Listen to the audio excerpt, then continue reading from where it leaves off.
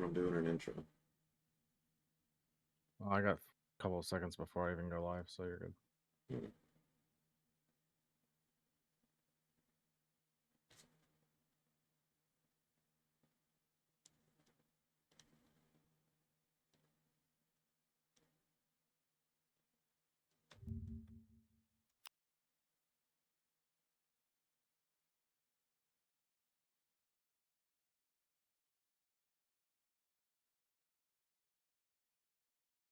I found it.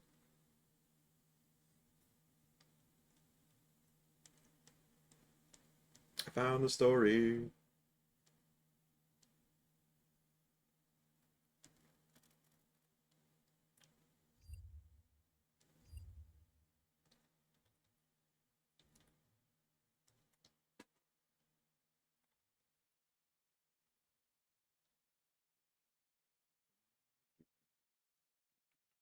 I'm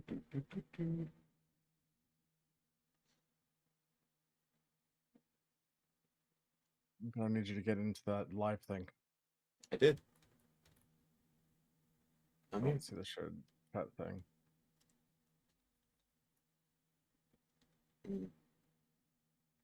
Well, I'm streaming.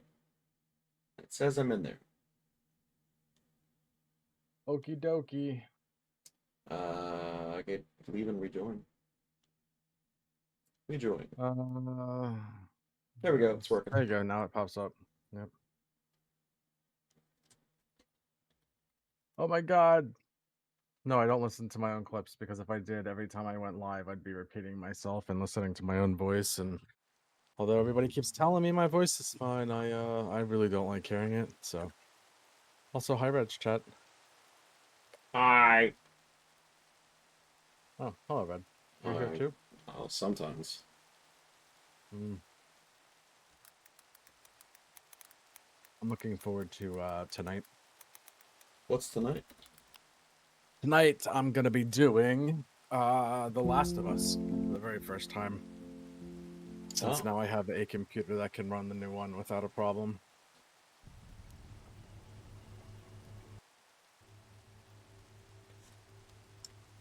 And I'm looking forward to it. Oh hush, this is fine.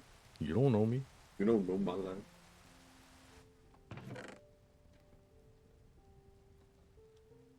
Wow, so no non-Bleach demon PNG YouTuber? What are you talking about?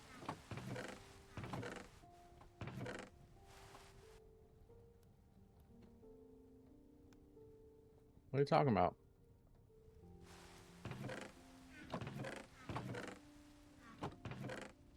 You can't just say something and then they ask what you talk about. It posts stormtroopers. Oh, probably because it's turned off from the other day. Yeah, on Vintage Story, Otter is getting used to his PNG thing, so I turned off mine. My option for webcam so that he would get more comfortable with the PNG thing because he really likes it. He's just not used to it. So give me a second, I'll turn it back on. Although I think I'm going to leave it as I have spoken. You don't know your own channel points. I do know my channel points. You don't know how to be specific. Which I feel like it's a common problem.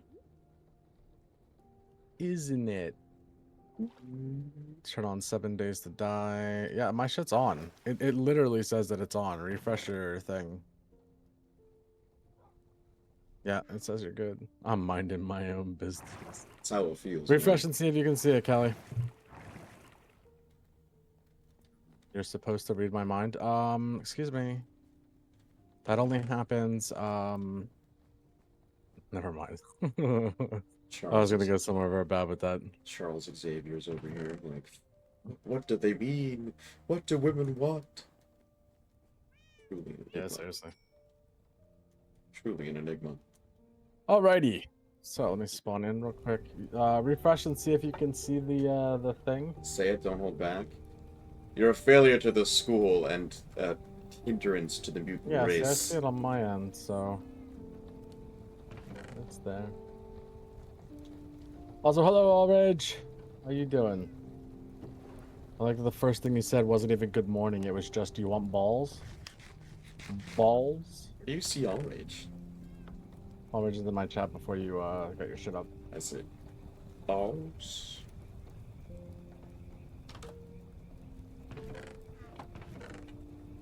You want to not have a headache. Oh no. You're in the wrong place for that. Well, welcome to the 3.5 hour long screech. We're gonna start with a red, then I'm gonna pick up. And... oh no. Have you drank water? You gotta drink water. And sugar. Drink something with sugar in it as well. And take your head out of the Or compress. eat something with sugar. Yeah. Yeah. That's also a really important part. It's really very important. Yep. Did you answer the balls question? Lucas. The balls question wasn't for me, it was for Callie. Get balls. I appreciate your concern about my opinion on balls though. It's not even concern. It sounds like enthusiasm. Everyone Oh yeah. enthused about the balls. Yeah. Everybody's got a thing for balls. Get balls. Ball. I'm gonna Balls. keep saying balls. Balls. Balls. What's up, Dens? Use energies. Yeah, that's fair. Where is oh yeah, I can drink water. Hey, what's up, Dens?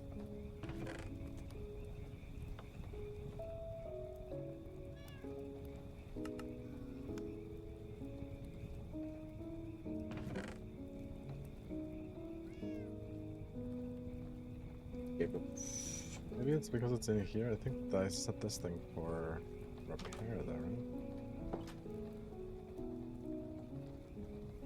What's up, Dens?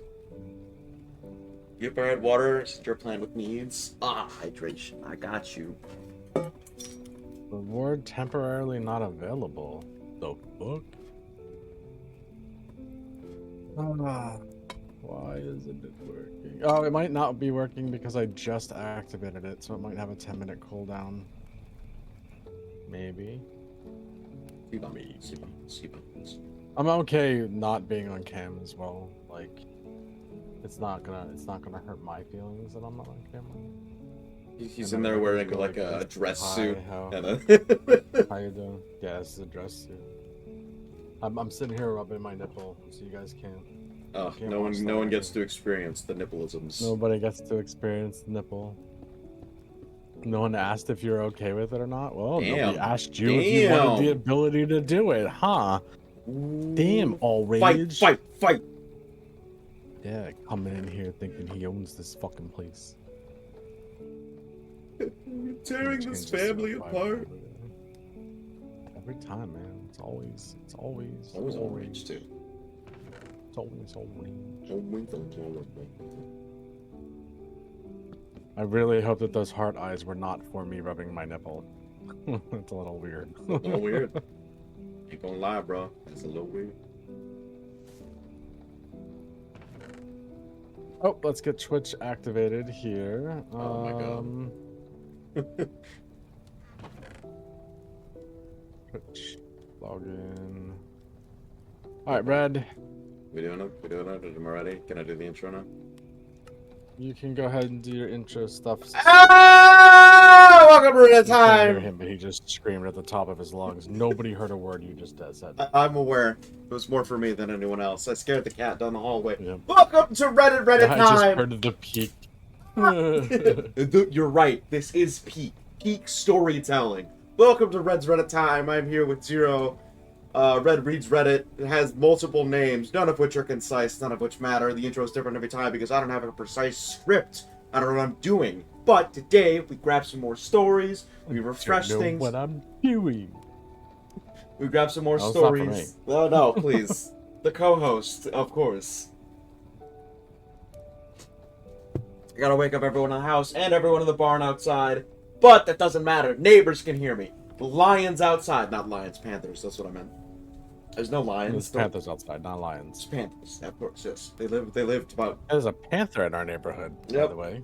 Yep, Oh. just chilling somewhere in a Happy. sewer pipe somewhere. Just waiting for someone to lose a kid. follows us on our walks. It does too. We can hear it in the brush.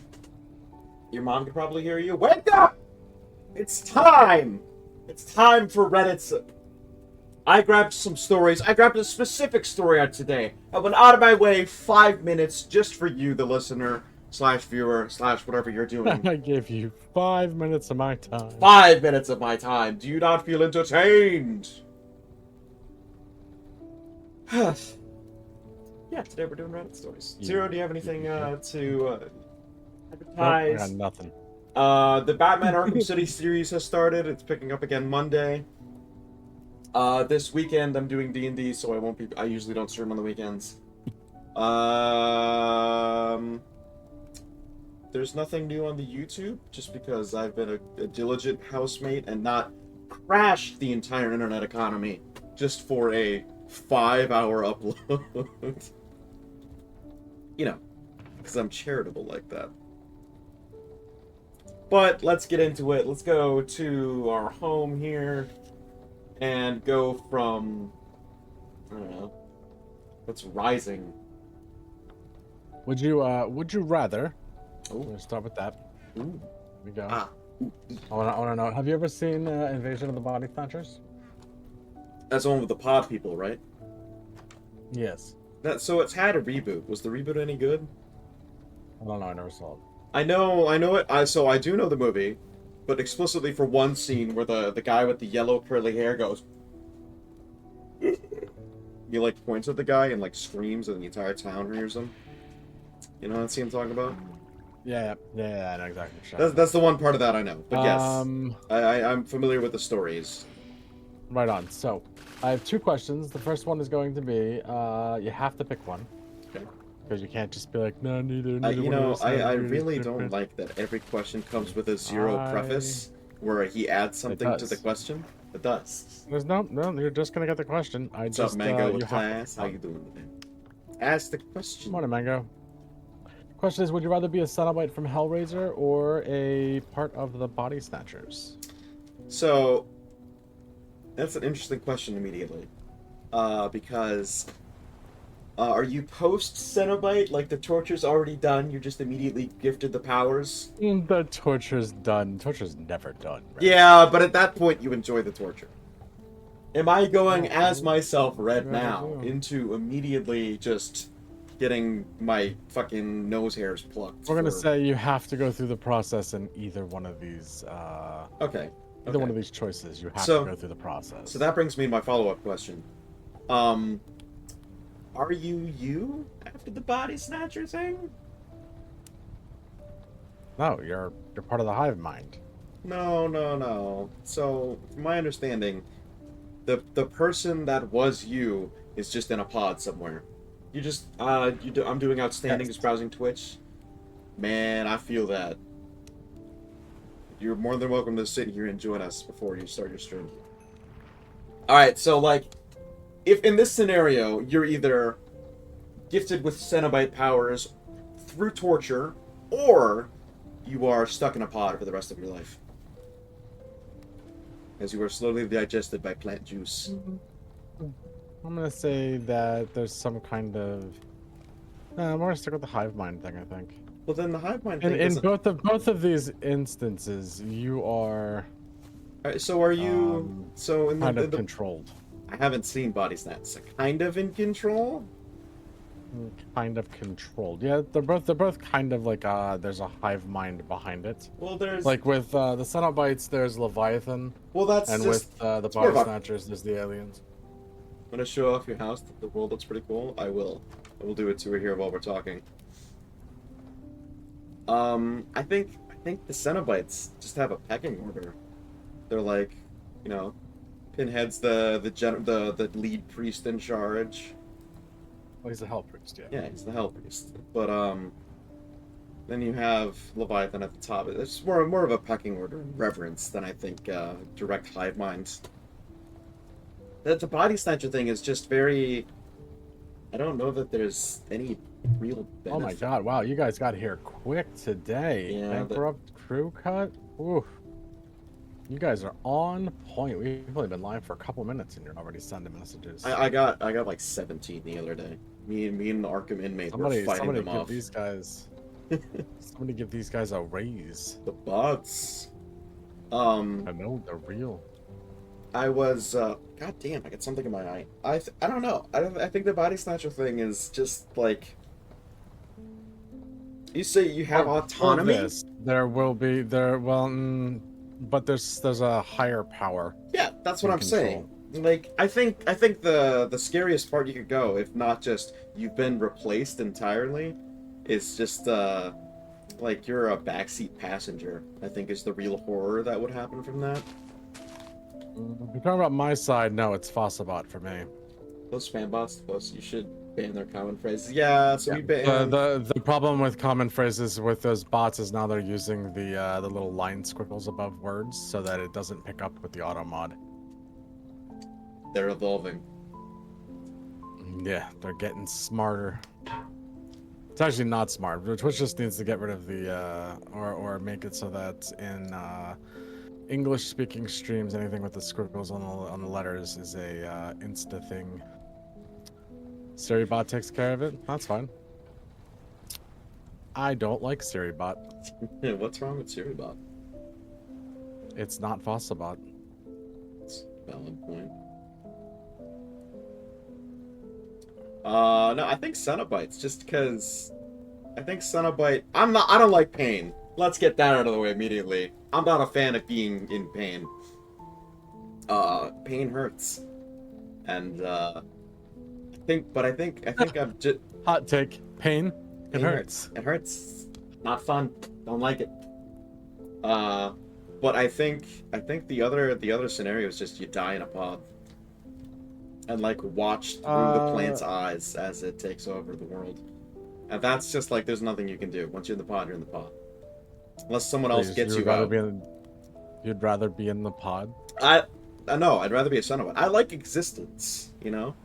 And once what you're kind of pain? A Hellraiser level of pain. like flayed alive, but they keep you alive, you know? No, it's everything. What? Once 1,000 years pass, they start getting creative. Until then, you're just getting eaten by like a dinosaur.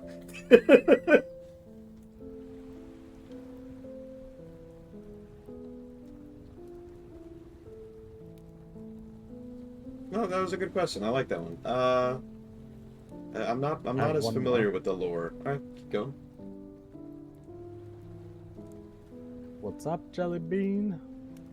Where's the other one? Okay, so this one also, I know that you I kind of got an idea of what you would say, but you have to pick again. There's no, I'm not going in just there. can't ask the. All right. There's now a preface with all the questions. Stop fucking saying it.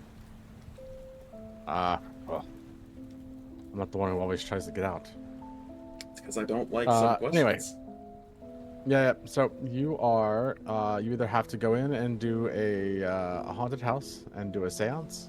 Or okay, you have to go into a haunted house and you have to try to exorcise the demon.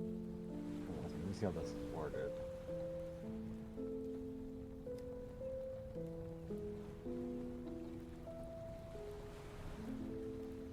And so, you have to either perform a seance to contact the dead in a haunted house, or a ritual to summon a demon in a haunted house. So, immediately, seance, but I have a caveat. Yeah, I thought that it was going to be. Yeah, demons are just... They're, the problem with demons is they're immediately malevolent, regardless of what you're gonna do, alright? That's the biggest thing. But, what haunted houses is it? Do I get to pick? Nah, it doesn't say, it just says haunted house. Okay. The first option is, I mean, it's like both you're knocking on a door you don't really want answered. Except unless you're Zero. Zero wants to open the door. It's like, Yeah, I'm weird though. I don't really count.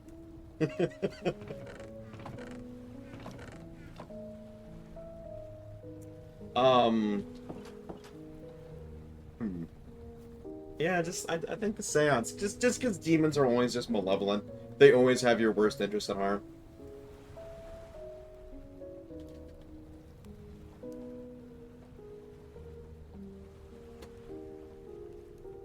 Is that it? Is that? Are we moving on? That was the question, yeah. Okay. Which Anybody in the chat wants to answer as well, you're more than welcome to. we left? You know a good place to do a seance if you're from the north. I'm originally from the north. We're out in the north, because I'm from Pennsylvania. I don't know how north you're talking. Canada. Alaska. North America? Ecuador.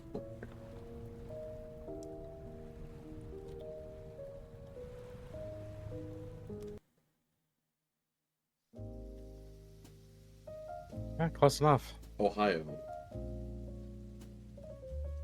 I have a couple of friends in Ohio.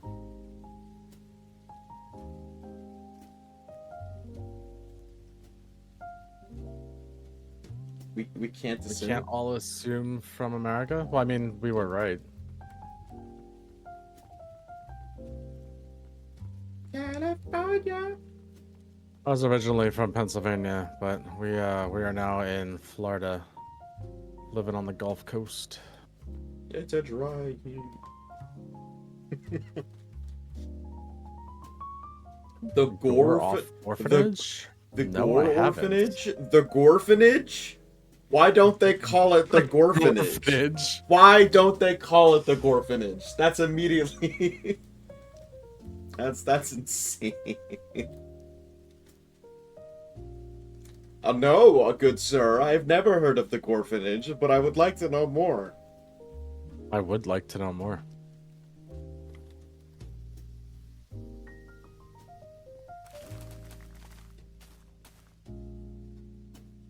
I'm from Ohio in Florida on the Gulf Coast. Yo, we're just north of Fort Myers. Don't dox us. It's dead. Oh yeah, because I really narrowed that down. We run a gamer compound out here. Communal gamer camp.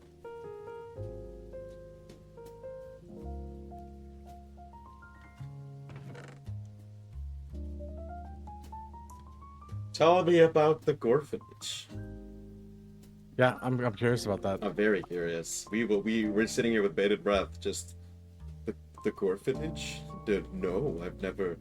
Zero's done horror stuff, or not horror stuff, but guess horror stuff. He's done haunts before and like supernatural places with camera crews and all that, and investigators. And I like puppets. Orphanage is an orphanage that was on Gore Street, had a different name. It's built in the 1900s and burnt down in 1907 with 100 children inside, leaving no survivors. I want to go where there's spooky kids. Might be going to You're the best at finding might dead be kids. going to Ohio. I am the best at finding dead kids. It's true. It's on my business card. Oh man. So 100 years and they're still in there causing a ruckus. They should bring I in. have issues. Excuse me. You're not wrong, but man. It's left there as a symbolic grave. So are the kids malicious? You set us on fire, you dickheads! Rude.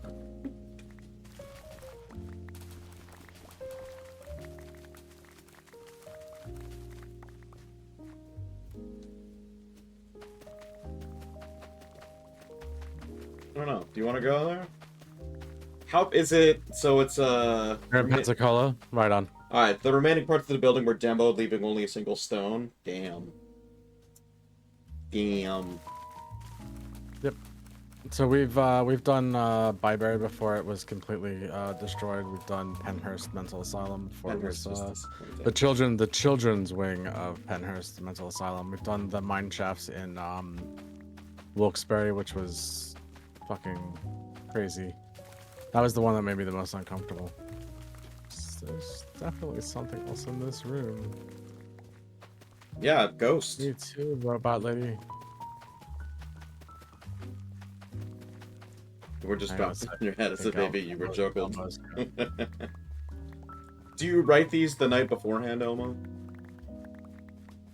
He got a pen and he's got a quill and papers. He's like, oh, this is gonna be cool. It's a channel point redeem on my end that does The text to cues speech. it cues Okay. GLaDOS to do the insult. Red was talking. Lol. Yeah. Oh, you couldn't hear the insult because Red was talking? Red, how dare you? Oh, my bad, bro.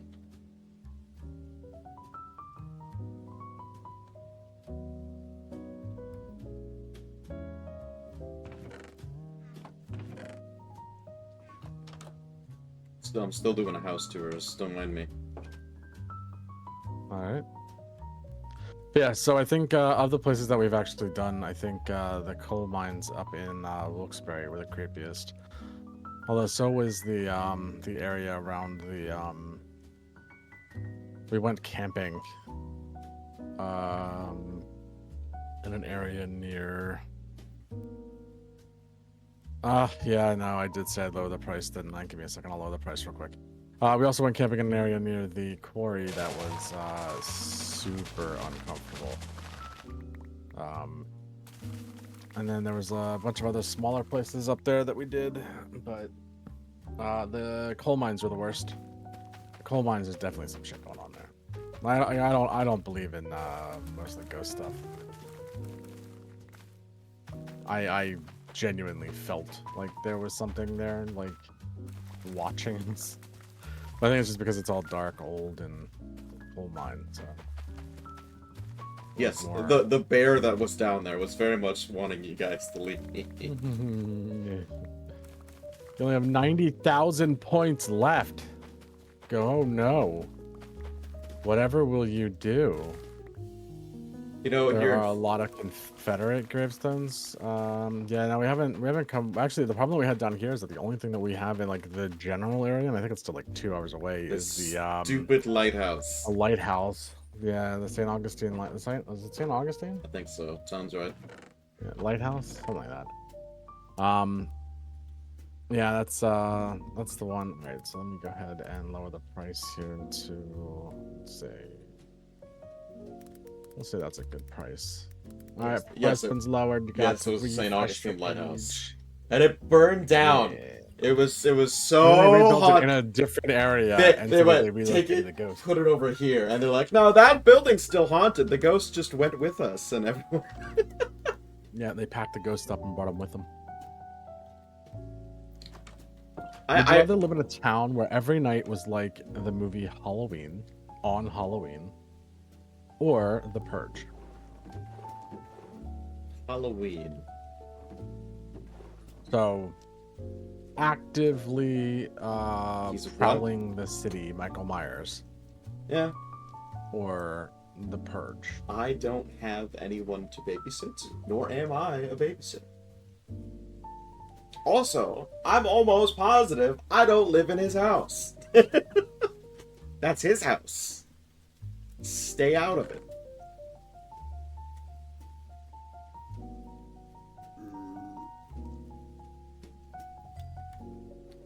The Purge is just like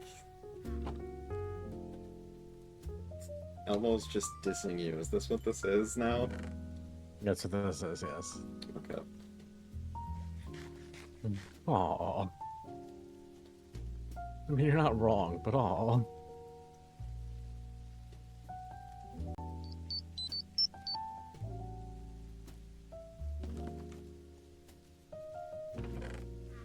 Alright, Red. Alright, Red. Yeah, it's your turn. Ask Your turn, Reddit, buddy. which historical person, event, or which historical person or event doesn't have a movie made about them, but they should? Motherfucker, did you just have me lower the price so you can be like, alright, I'm leaving, bye? Yeah, he did. Yeah, he did that. Yeah.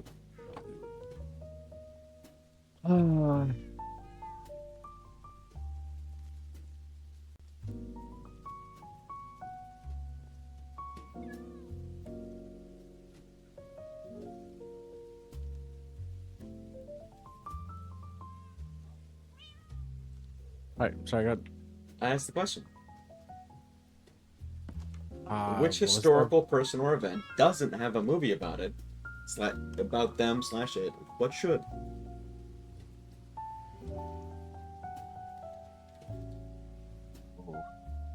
So I think places like Byberry should have like documentaries made about them. I'm sure there's probably something out there, but the shit that happened at Byberry was kind of rough. There's a couple of asylums out there where I feel like the doctors maybe a little went a little too far. Katrina was pretty bad. Katrina would be an interesting one. I've talked about this before, and so I'm not gonna elaborate too much here. But I was on the last flight out before Hurricane Katrina hit New Orleans, and the partying and the people on Bourbon Street was just crazy. Like how they were just like, oh, we're all gonna be dead tomorrow, so let's get drunk. And It's a a very lot New of them Orleans mindset. were, yeah, and a lot of them were dead the next day, so it's rough.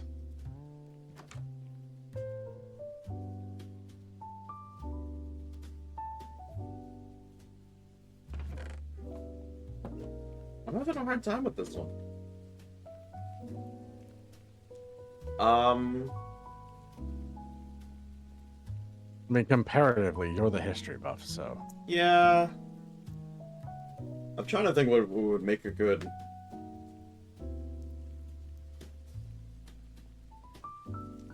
And I keep thinking of it like, but the reason I'm exposed to it, is because of a film, or an adaptation.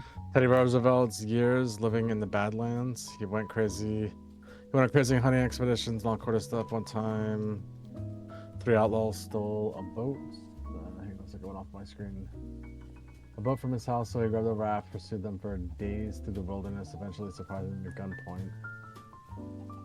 And by the way, Yeah, surprised. Teddy Roosevelt in general should have more stuff out about him. I mean, with that logic, the Lincoln boxing movie would be pretty good. The Abraham Lincoln bare knuckle boxing career would be pretty good. It's Rocky, but with Lincoln.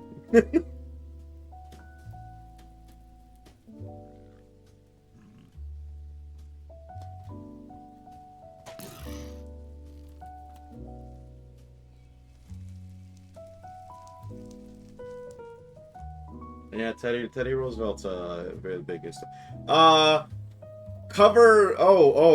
What's his name?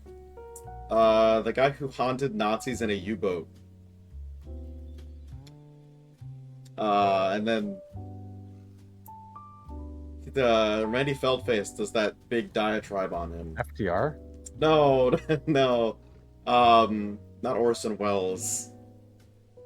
Hemingway? Yes, Ernest Hemingway. Just cover every near-death experience of Ernest Hemingway. Although a documentary on not Orson Welles. What's the name of the director of The Birds? Hitchcock. An Alfred Hitchcock documentary would be pretty good. I don't know who you'd get to play him. I'm sure there's an Alfred Hitchcock documentary. No, but like a documentary movie. Like, I don't know, who do you cast this in?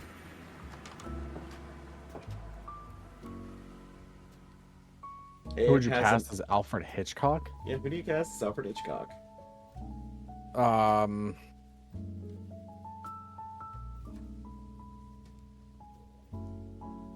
I think you would wait a couple years Kevin and Smith. Zach Galifianakis. Kevin Smith. Oh God! Is this a Netflix special? I mean, yeah.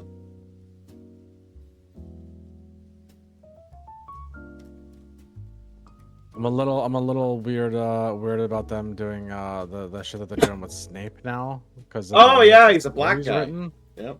Red, what are you doing Reddits? I'm doing Reddits right now. We're talking about a question I had. Yeah, this was a Reddit question.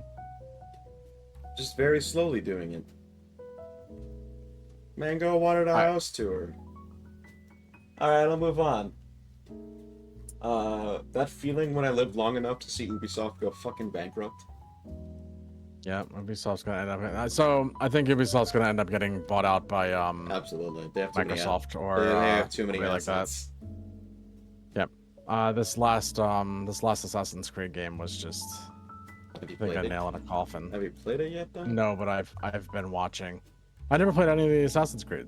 Me either. And I was going to, and then as I was revisiting it, and I'm enjoying the tour.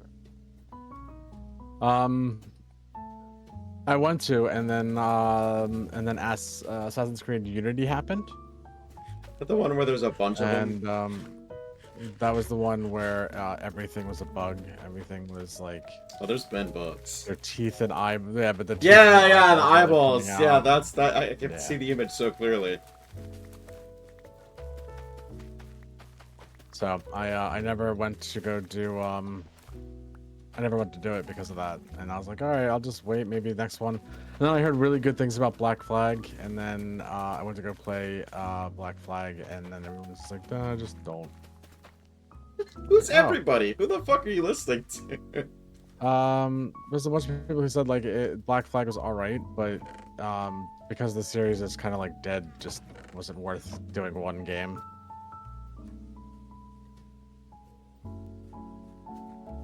Alright. And I don't remember who it was. It was people in Discord.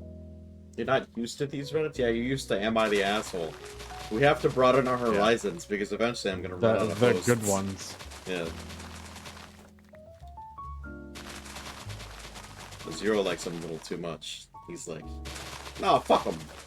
He gets real heated when they're. He gets real heated about some of them. You know why? Because fuck them. Fuck him.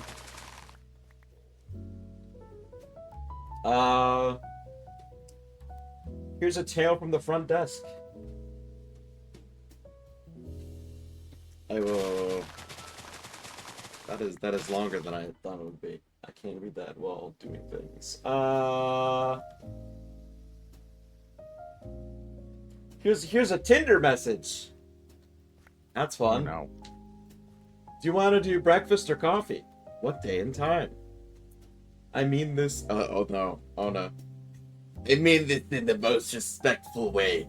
I'm a mom, and I'm a personal trainer who plans people's lives every day. I don't want someone who looks to me to plan stuff, doesn't have a lead for me to follow. Cool. I told you what times I work in. I'm free.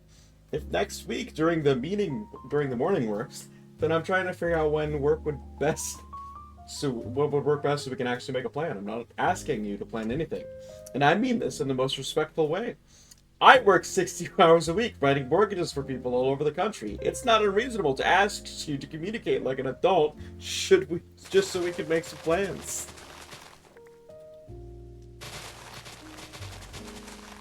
Tinder is a hellhole. Yep, I'll never do Tinder. I don't want to. I'd rather stay single forever. I mean this in the most respectful way possible. I'm a mom. Fuck you. Most respectful way possible. Fuck you. And then it's the most disrespectful thing you've ever heard. What's with the dots? You would rather do Tinder? You would rather do Tinder? Are you on Tinder, Callie? And if you're on Tinder, how is that working for you? Because I've never heard really good stories about Tinder ever.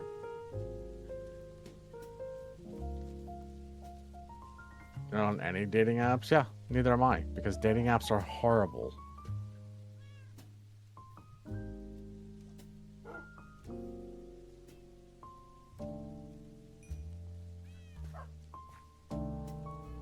Tinder's a horror place. What about you, Amanda? Are you on Tinder? I don't know anybody who's ever had like a good experience on a dating app. I've met some really nice people on a dating app, but I've never like Tinder. No, I've like old school dating apps like Cupid or something. Yeah, that wasn't Tinder. We didn't meet on Tinder.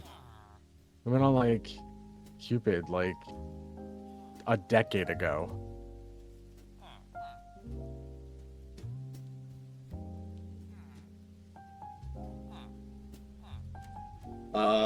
Did you know, this is for people who might not know, that orcas eat moose? That's crazy. It is crazy. They Most just, like you've ever had on a dating app was meeting some college chick on Bumble. We made out in a car. That's not too bad. did she get her teeth back? What? What? I'm sorry. What do you think made out? At least you didn't get murdered? Yeah, that's fair.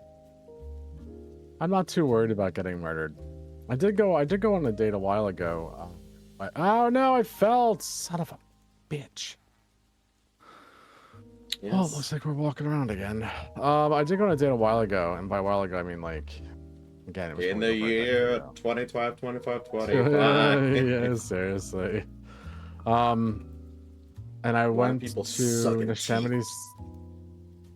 Yeah, apparently. I went to Neshaminy State Park with the chick, and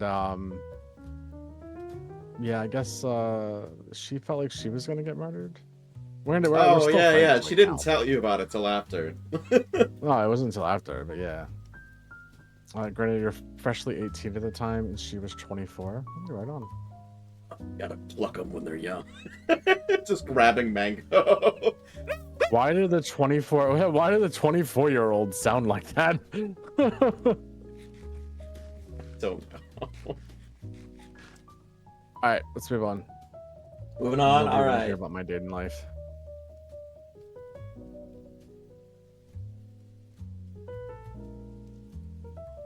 Found one on Facebook dating. Here's a nice girl. Spoiled, passenger princess, materialistic, gold digger. If any of these things turned you off, swipe left. She's 5'3", occasionally drinks, and is Christian. She lives in South Portland, Maine. You guys swiping on her? Huh? I ain't swiping on anybody.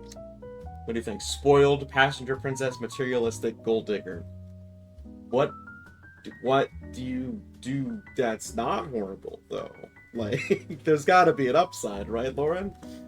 No. I look pretty in your... No. No. Like Squid... No. Oh no. Okay, so continue reading. She said no, there's no upside. No, that's it. That's the whole thing. That's just her profile. That's her opening to I feel like that's just a joke. I don't know that is. There's no way that somebody's advertising themselves as a gold digger. You would be surprised. Mango, thank you for the follow, man. I appreciate that. I don't think I want to be surprised, to be honest. Welcome in, Mango. They just followed. They've been here a while. Yeah. I was welcome into following you. Ah, I see. To the group. Welcome.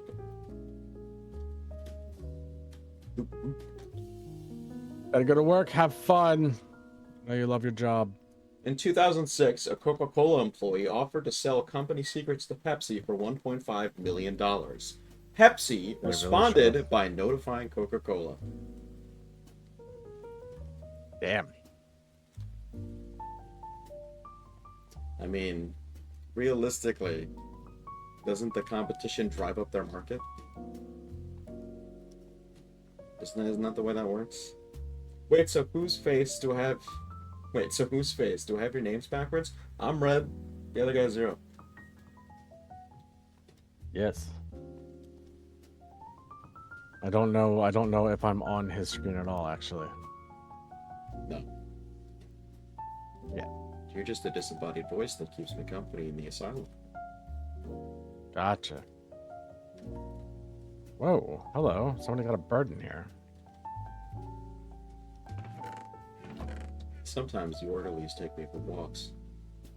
Red is red and zero is pale. Zero is sunburned like a motherfucker. Yeah, Mango is on red side, so I don't think he can see the screen with red and me on it. That's okay. Dietsuki. Zero's a bleach demon. I am. Red, I have the power right now to make you meet your follower goal. I mean, what you're saying is pretty sus, man. I won't lie. It's sus. It's pretty What was sus. that? Pretty sus, bro. Oh, cool. Thank you. Can you pin that on my end, please? Please, no follower bots. Hang on. I don't Hang think that's on. what he was saying. Hang on. They might not mean that yet.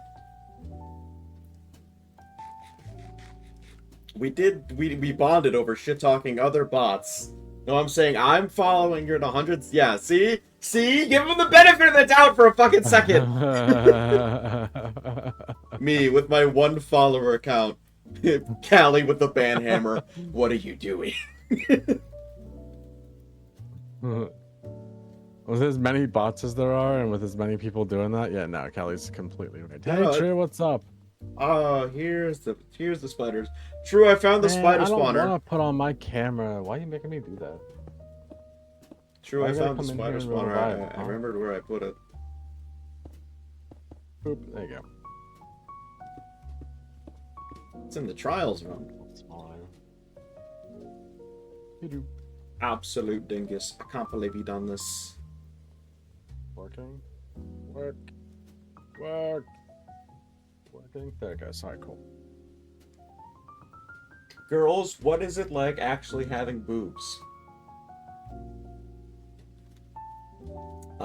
This is a weird one, but with women I know IRL-wise, I would feel too stupid and embarrassed to ask them in person. So why not resort to the internet?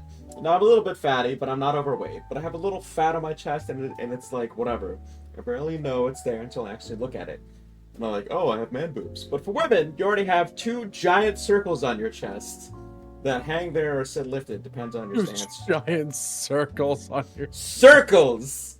Depending on your stance or bra stance. Oh, no. Like, it ties into knowing they are there feeling, like when you're going to sleep and wake. Alright, women of chat. This is a question from the internet. What's it like? From my understanding, it's just a weight. Right?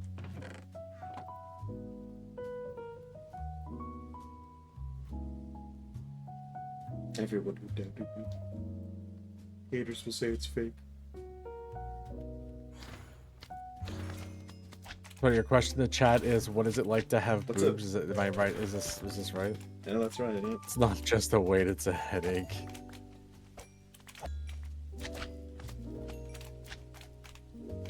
Wish mine were bigger, then I'd have more, but then I'd have more serious back issues.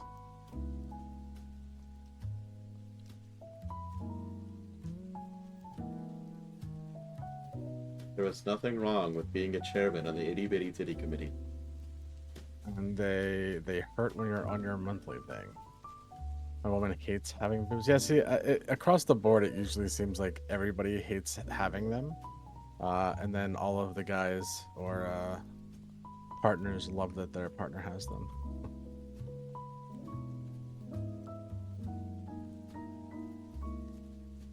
I think I've been out there, so let's be moving forward. Oh, I got a potion. Cool.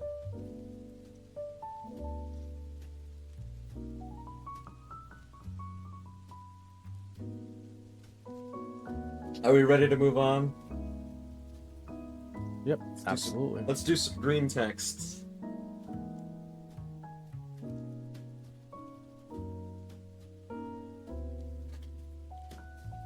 Did you like am I the asshole stuff before we move on? No. I am still doing... I'm actively walking around my world. Gotcha. I go... Alright, so here we go. Be me. I go almost daily to buy kebab from the same place. Close both to my house and my workplace. There's this underpaid, overworked Arab guy that makes the kebab. I always tip 50%. He always packs my kebab with a bit more meat than usual. He also knows how I like it, big and spicy with all the sauces and a Diet Pepsi. He gets very happy when he sees me, and he calls me boss/brother. Mango Class, thank you for the follow again. Oh, you have 2 accounts. Thank you, bro. Follower goal match. There you go. I don't know why I said that like the Super Smash Bros. Announcer. Luigi. Luigi. Luigi. I'm sure the Wario. CEO. Oh, god damn it. He gets very happy when he sees me and he calls me boss and brother. Today I was sad as fuck with the hello. Hello, boss. The usual makes me feel better. Kebabs heal people. Hey, balls. Oh! Getting out of What this show. happened? Nothing. I broke a crystal. I didn't mean to. It's fine. I don't know, man. That was a pretty... I could hear you across the house. Yeah. Yeah. I should be hopping off the stream. I'll look on my Altacot. Hey, enjoy your stream, Bango. Thank you for the follows. Yeah, it was nice meeting you, Mango. We look forward to seeing and hearing from you again. We have a Discord if you want to do that too.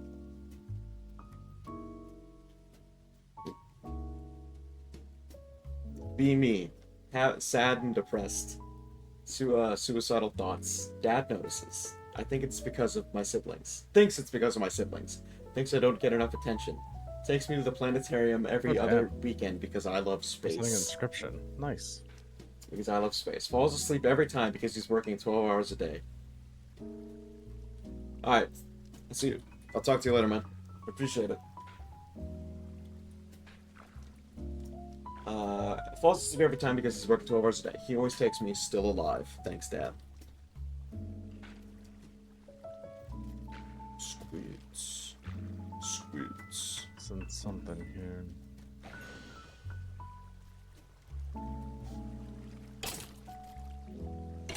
Be me. Be a 14-year-old boy. Chat with any girl of my age. Tells me she's into older guys. Pretend I'm 19. Sext with her. Arrange meeting. Go to her house. It's Chris Hansen. Screw goes to jail for sexting me. Yes, spend forever. 2 peas in a palm pocket like birds of a feather. Thank you for the follow. Jesus. Did you hear that one? Yeah, he pretended to be older. It's Chris Hansen. Chris Hansen would be in trouble in that case. BB, flat earther. Friend works. BB, flat earther. Immediately no. Thank you for the follow. If you know someone who's a It's flat my Lorenzo earther, account. Thank you. if you know someone who's a flat earther, don't ridicule them. Get them help.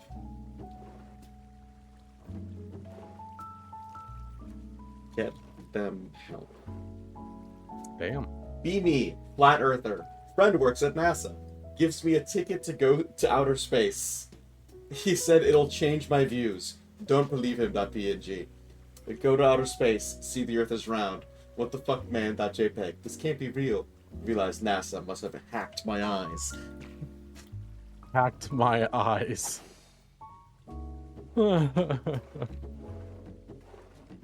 Oh no. He got his eyes, man. What are you gonna do?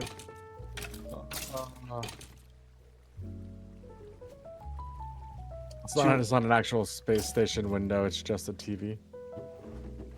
That's how they get you. Now you're in the know. That's how they got you. In 1990, Homer Simpson was considered obese for weighing 260 pounds. Yes. Yep, there was an entire episode about him hitting 300. Wasn't it the one where he was wearing a muumuu? Yep, he couldn't walk and he was wearing a muumuu.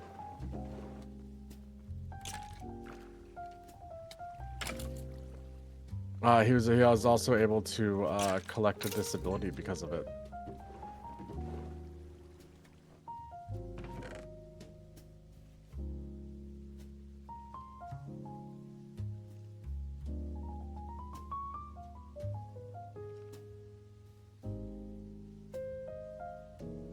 Be me. Oh, I love this one. I've heard this one before.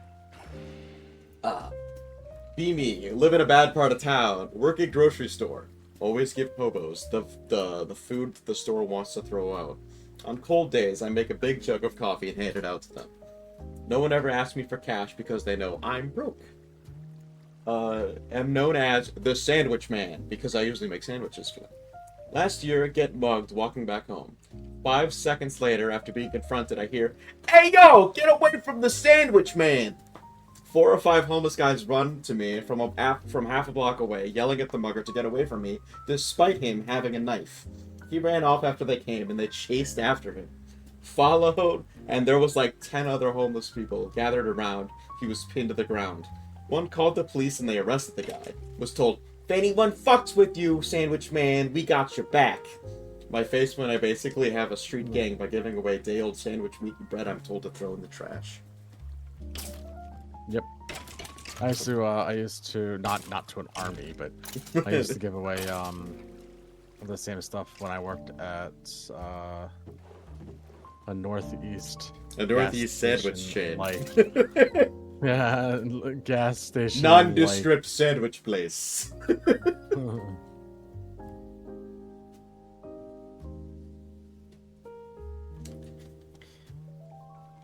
I hate how many of these stories I remember, just because I've heard them before. B19. Talk to a girl who does OnlyFans in my neighborhood. Sucks dick for money sometimes. Want to get my first blowjob. Jesus. We meet up. We smoke weed and talk for a bit. I start to pull out the money and she stops me. "You're just so nice, Anon. I want to be friends with you, so sucking your dick feels wrong." I can't believe I got friend-zoned by a fucking prostitute. What the fuck is wrong with me? Oh no. Oh. What do you think of that? I think that's intense for 9 o'clock in the morning. Intense? What do you mean? That's a little intense, yeah. It's been 10 minutes, boop. Boop.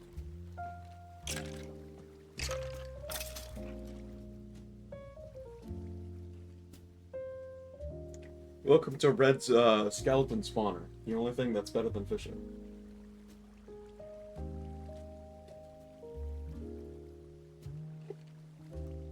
Here's one about an alternate history. I think you guys might enjoy. Years 2020, Trump gets reelected. Immediately declares war on Vietnam. Vietnam War 2.0. Thousands of Gen Z kids are drafted into the military. A few months later, be a rice farmer in Vietnam. Start hearing Lil Yachty playing in the distance at the sound of rotary engines. Gucci Gang starts blasting from the helicopter speakers. Whole fucking area around me gets napalmed. Choppers drop off enemy troops. Gets smoked by a 17-year-old with a Pickle Rick sticker on the side of his helmet. He does the Fortnite dance over my body that eats me into a bush. Yep, that sounds about right. I love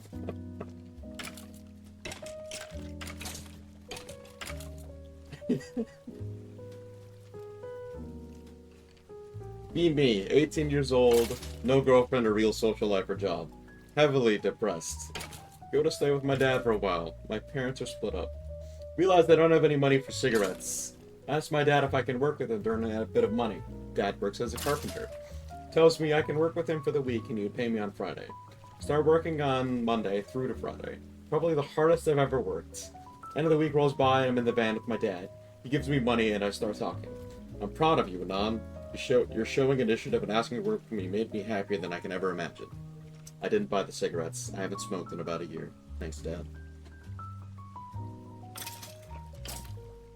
Nice. That was a good story. I like that one. I like that one too.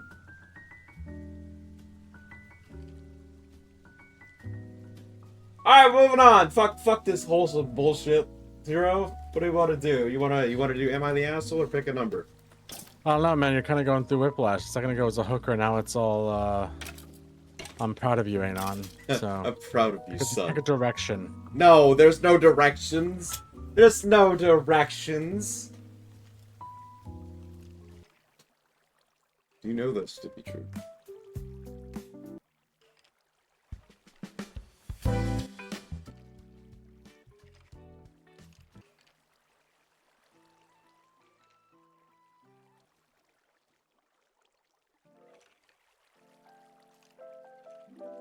So now you don't want to move on? More green text? Okay.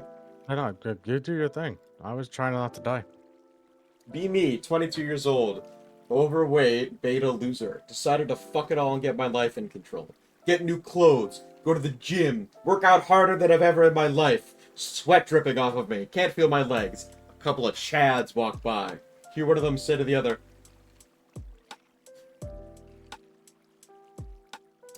hear one of them say to the other, and then What it a- got real quiet. what a What's up? fat loser. ...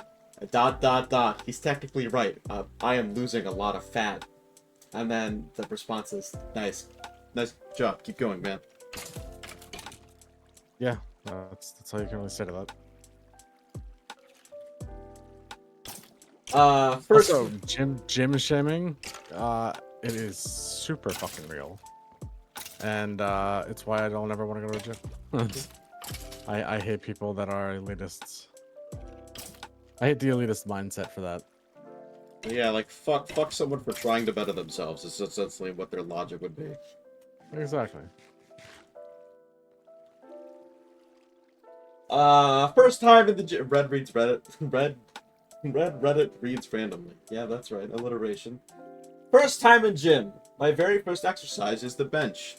Next to me are some Zoomers and white people. Bet you would, Hazel. They snicker and say to themselves, this dude like he sits behind a computer 24/7. I'm about to cry. Make up some bullshit like I'm thirsty and go to the toilet so I can pack and leave. Some dude stops me and says, asks if he can use the bench. It's motherfucking Chad, just like from the memes. I say yeah. He asked if I will spot him. Oh, okay. We start talking, and he noticed it's my first timer to the gym. Teaches me lifts, we talk for an hour, and for this whole hour it feels like I'm safe and protected. My face when this Chad says, see you tomorrow, okay? I have leg day and I'll teach you how to do deadlifts. Is this how Chads are? Is this how it feels to die for a king? It feels like a dream, but it was all real. My king, my liege, we will make it. Time for a king.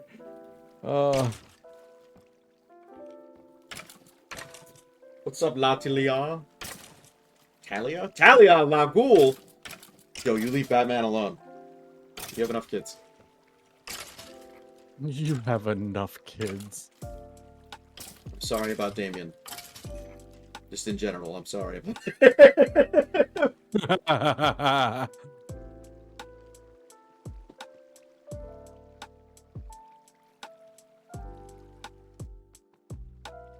BB THC cartridge. Very popular among teens as it gets you extremely stoned and the smell dissipates faster than smoke. Kids are morons and buy cheap cartridges from Chinese Instagram accounts that ship directly to your house because they don't know how to use the darknet. Kids start getting sick by vaping low-quality THC cartridges with dangerous ingredients. Big Tobacco used this as an opportunity to demonize all vapes, including nicotine vapes. Boomers eat it up without question. Trump is set to ban vape-flavored nicotine juice. Cigarettes are still okay, though. Boomers are dumb.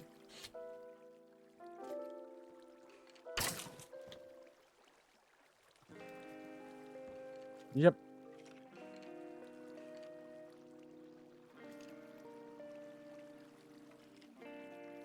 Not that vaping is good, and it shouldn't be, but no, the fact that cigarettes are still legal is crazy.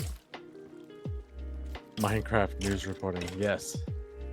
Final scratch out. You're listening to 102.3 Real Rock Radio. I cut you out when you were doing that. Where we play nothing but rock, and more rock. Shh. Woo, woo, woo. This ain't your grandma's station. Imagine Dragons Radioactive starts playing. Waking up. It's an old meme, but it checks out.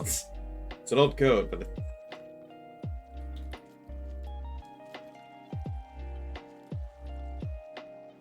Apple is the worst fucking company ever. Maybe back when Steve Jobs was alive, it was a little better and slightly respectable. But holy shit, he must be rolling over and over in his grave right now. Be me. A few weeks ago, go to the Apple store to get my battery replaced. Spend an hour and 30 minutes walking around, come back. They tell me the phone is missing some parts, so the battery's irreplaceable. Next day, go to shitty PC Fix. Feces everywhere. Legit the most dingiest fucking place alive. asks to get battery replaced. He goes in the back for 15 to 30 minutes, comes back, battery health is replaced, 100% capacity. I ask if any parts are missing. They weren't. Pay the $60 and walk out. Planned obsolescence is real, boyos. Yes, sir. Yes, sir. You were asked the question, brother. Are you streaming tomorrow? Minecraft Live? It's an interesting question. No, I don't usually stream on the weekends because that's the time I take for myself. I'm also doing D&D, which I bust my ass to do. And these fuckers that live here better fucking appreciate it. No, I don't stream on the weekends normally. Sometimes I do join in other people's streams though. And say horrible things. He does. I do. Often say horrible things.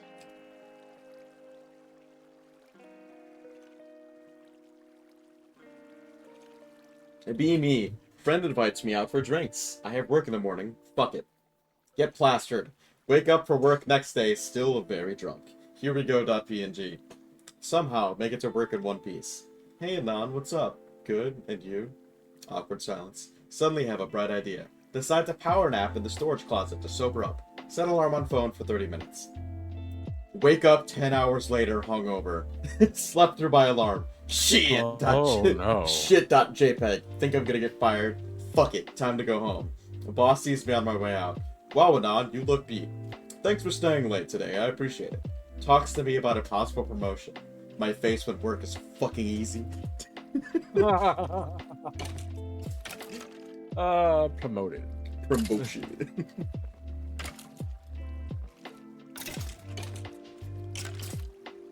God, God works so easy.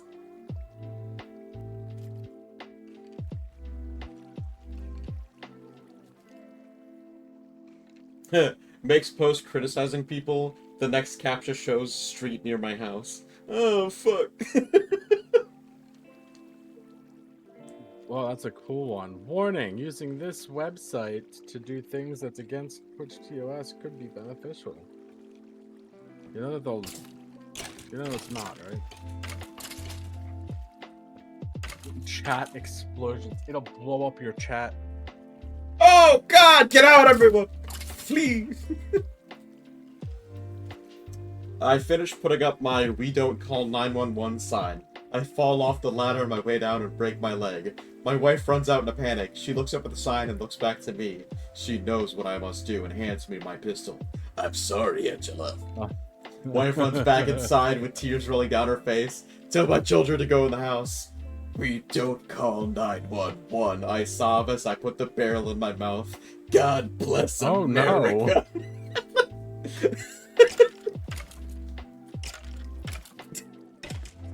Oh, man. Welcome to 9:30 in the morning, everybody. 9:30, baby! Every fucking day it's like this. Hookers! Prostitutes, Suicide jokes. suicide Meme jokes, coins. dark human meme coins. What? Bye-bye, doggo. See you later, Hazel. Have a good day.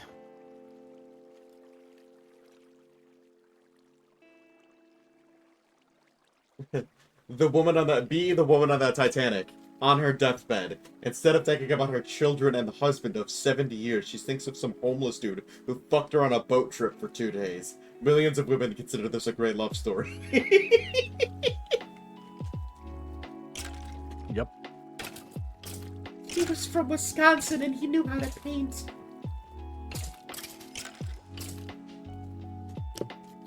I mean, it's not wrong. There's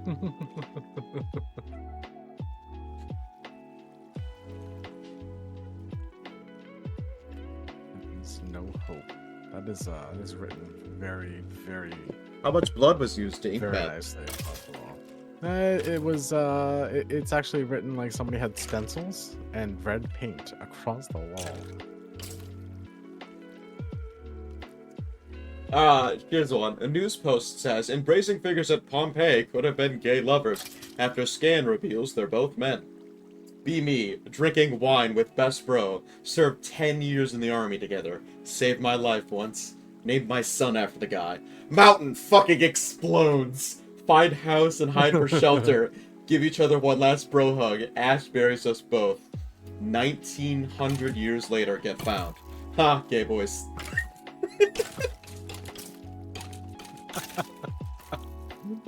And that's history. And that's history, yeah.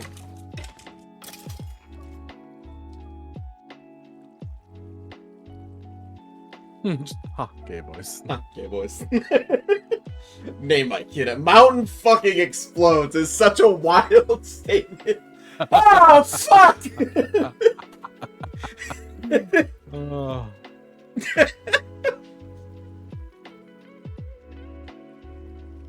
Oh my god.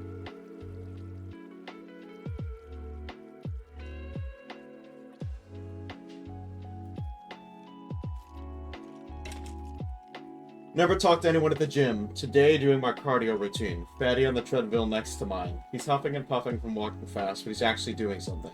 Give him a fist bump. Later in the locker room, he enters the shower as I get out of the sauna. Meaning he did a 1-hour workout. I mutter good job to him. He smiles and says thank you. Remember to motivate the fatties, putting in actual work at your gym. It means something. I mean, don't call them fatties, but like, yeah, they're just people. This one I love so much. I told it during like 2 years ago to Zero. I don't even know if he remembers it. I went out of my way to look this one up. Be me, 9 years old, shopping at Toys R Us. Pick out some Barbie dolls. Go to checkout. The clerk smiles and asks, "Oh, are you shopping for your sister or cousin?" "Nope, for me." "Aren't those toys a little girly for you?" "I need some whores for my G.I. Joe."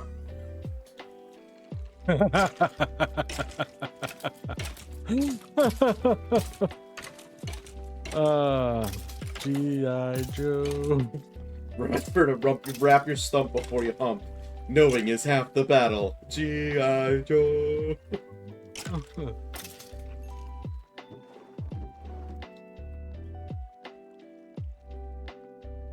Alright.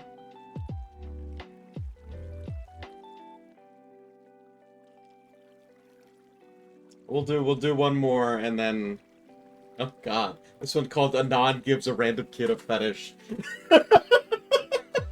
Oh no. Be me, be a girl. Middle school, early 2000s. Walk into class, see some short kid getting shoved into a locker. Tiny little Hispanic kid and his 2 goons are harassing this kid for lunch money. Is this real life? Take the little Hispanic kid and put him in a chicken hold. Tell him if he touches this kid again, I'll beat his face into the locker so hard his parents won't be able to recognize him. He calls his goons off and runs away. The short kid follows me around for the rest of the school year, carrying my books and taking care of my Tamagotchi, letting me use his head as an armrest. Taking care of my Tamagotchi.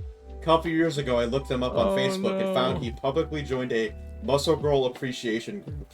My face when I gave this man a fetish. Strong women. Alright, I think we'll call it there on green text for now. Alright, Zero. Good turn. Do you have any more would you rathers or am I moving on?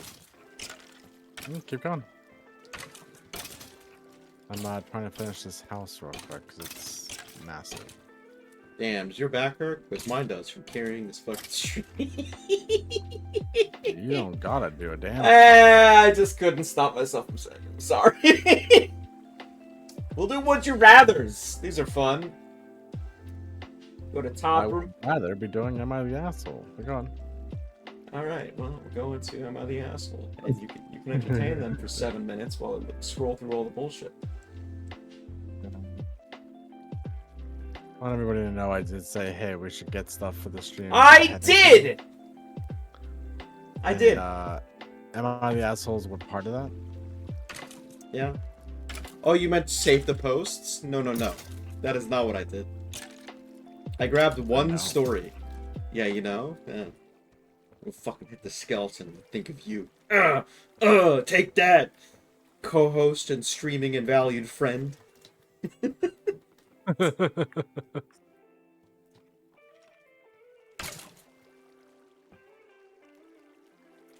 Fine, fine, fine. It's not like there's so many more. But if you haven't already, is it alright with you if I mess with the mob farms? Yes, you can absolutely do that. Touch what mob farms, I just wanted to try them out. If you want to do something with them, go right ahead, man.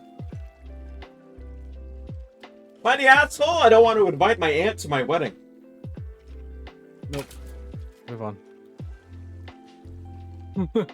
Alright, so I'm gonna come in the room now. Immediate You guys no. hold on, I have to go talk to him. No, it's fine, I'll go coming over.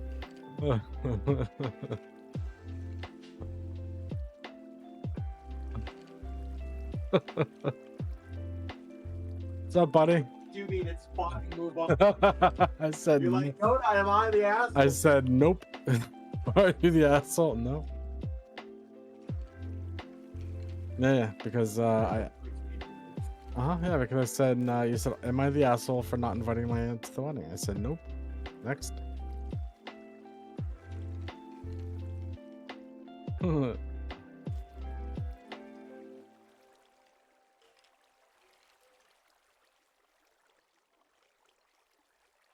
Motherfucker's over there, like, why are you in the room? I didn't say There's that at nothing in all, here for actually, you. but that's true.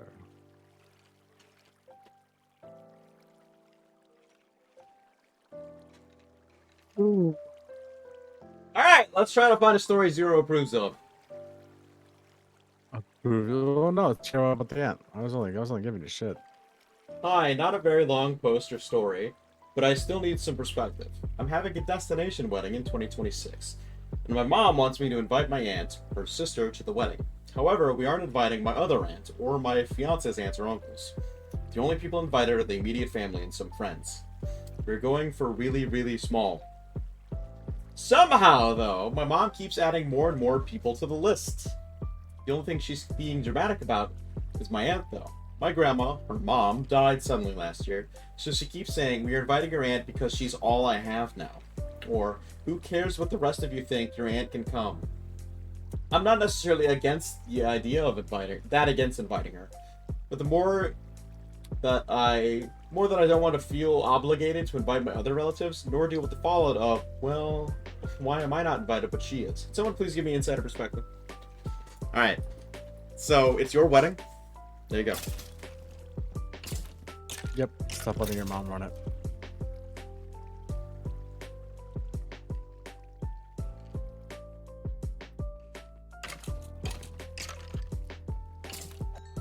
Destination weddings are weird. Like, I can understand unless the place means something. I don't really get it. I don't know. Weddings in general are dumb. Let's spend $500,000 on something we're gonna do. Most people don't spend $500,000. Most people will usually have something small, like on a beach somewhere or something. Am I the asshole for not following my husband's family tradition?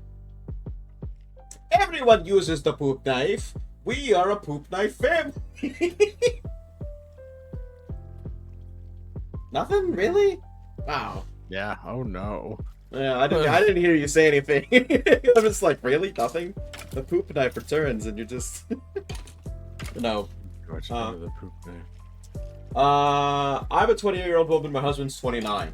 We come from a very traditional family. While we disagree with his family, a 29-year-old husband, wife. Your husband evolved, or your husband leveled up to level 30.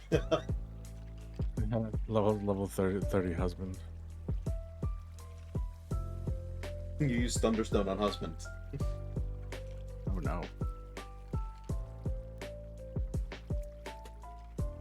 Alright. My husband comes from a very traditional family. While we disagree with his family on many things, it has never really been an issue until now. I am currently 8 months pregnant, and my husband and I couldn't be happier as we've been trying for a while. Since I first found out I was pregnant, we've been discussing names for our child. In my husband's family, the tradition wants the child to be named after his grandfather. Basically, firstborn men in his family only have one of two names, James or Henry. No, that's dumb. Who the fuck names their kid James? Assholes. Yeah, seriously. What a fucking name. The tradition wants the children to be named after his grandfather. Basically, firstborn men in his family have choice of James or Henry. My husband's grandfather was James, so his name is James too. Oh, not James. Or Jim. Yeah, Jim sucks too. now all rage pitches in. My husband's father is called Henry, so our child will be too, and so on and so forth. But my husband and I didn't really feel like calling our child Henry.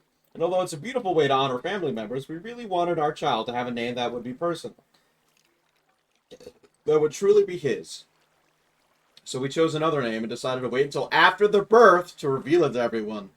Oh no! The drama. This week, my mother-in-law came to visit. You know what's not drama? That is just somebody. No, that family's gonna cause some drama. For 8 generations, we've named him It's James or Henry. the family's kid. I wanna start a business where I fight families like this. A business? I don't know that a business is. Yep. I want somebody to hire me so that I can go fight families for them. You're on the phone. I Well, don't feel like you don't feel like dealing with your Aunt Jane. Let me deal with your Aunt Jane.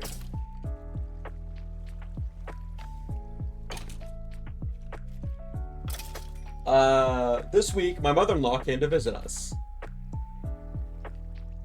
Help us. Hang on. Alright, there we go. Came to help us set up for the baby. She brought us some presents, amongst which was a bunch of clothes on which she had hand embroidered the name Henry. Ooh. Said that was nice and thanked her for it, but I told her that we wouldn't be naming our child Henry, as we had already told her in the past. Oh, you already told this bitch? She started insisting and saying that it was tradition, so it had to be that way. I explained to her that we'd rather give our child a name. That we'd rather give our child a name that we chose, and that Henry could be his middle name. Perfectly acceptable. Perfectly acceptable. You even went out of your way to name your child a middle name. Yeah, that's what's his name? Ben Breaks Bad News or something like that. Yeah, I don't remember his actual thing, but yeah, I know. It would be something like that, except I would just deal with He wants to do it in person. specifically with families like this that don't listen. Is your mother-in-law hard of hearing? Is everybody in your family a cunt? Yeah. But then Henry could be his middle name. She immediately went to my husband and started saying things like, "You're not going to let her do that to our family." Ooh. What? Making it very dramatic. You're not going to do that to my wife. The fuck did you just say?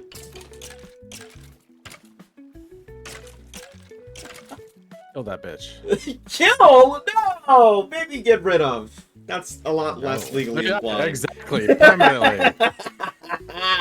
You were like, no, yes. She immediately went to my husband and started saying things like, "You're not gonna let her do that to our family," and making it very dramatic, saying that I was breaking tradition and that it went back hundreds of years. Honestly, not very sure about that.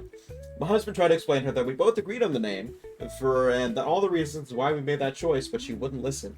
She suggested that we name him Henry on paper as his legal name and then call him something else.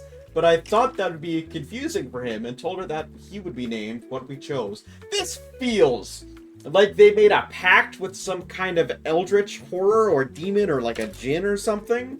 And like, for every like all of your generation, kids have to be named they have this. to be named this or your curse will befall you. She kept begging my husband and saying it was ruining the family tradition.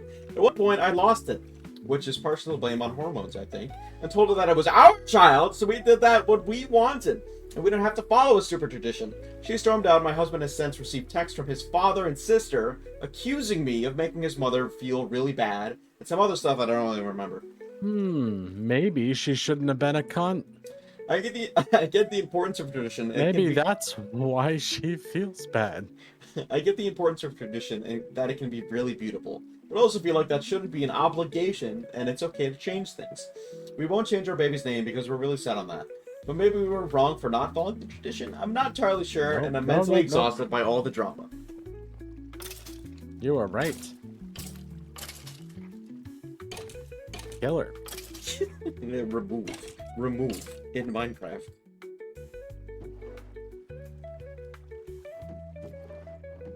Ah, that's just nope. Nope.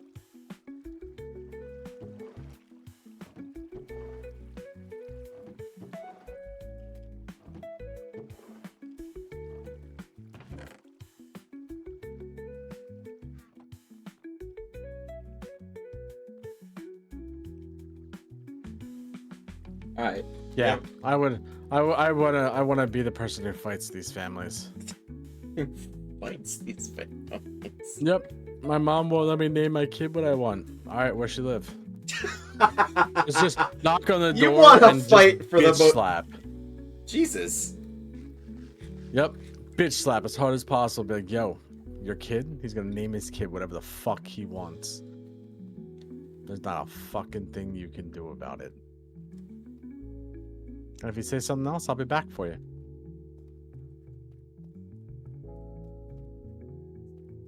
Do you open up and say, like, your son sent me? What about baby moms? What about baby moms? Why you in the market? We can make something work. I have friends and family discount. I feel like you try to get both those, so you only get one. I'm gonna be clear about that. I think Zero's gonna like this next story. Might be your first client. See, I told you there's a possibility. There's a market. There's no one saying there isn't a market.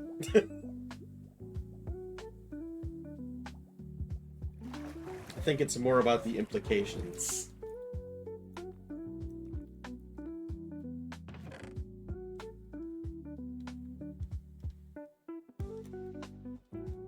Am I the so Zero's gonna like this one? I can already tell. Am I the asshole for not reminding my fiance that stoves are hot? Oh. All right, Zero, get out of the way first. Let's hear your rant. I didn't hear the story. I don't know. He could be a dick here, and I have no. He just grabs her by the back of the head and burns her on the stove.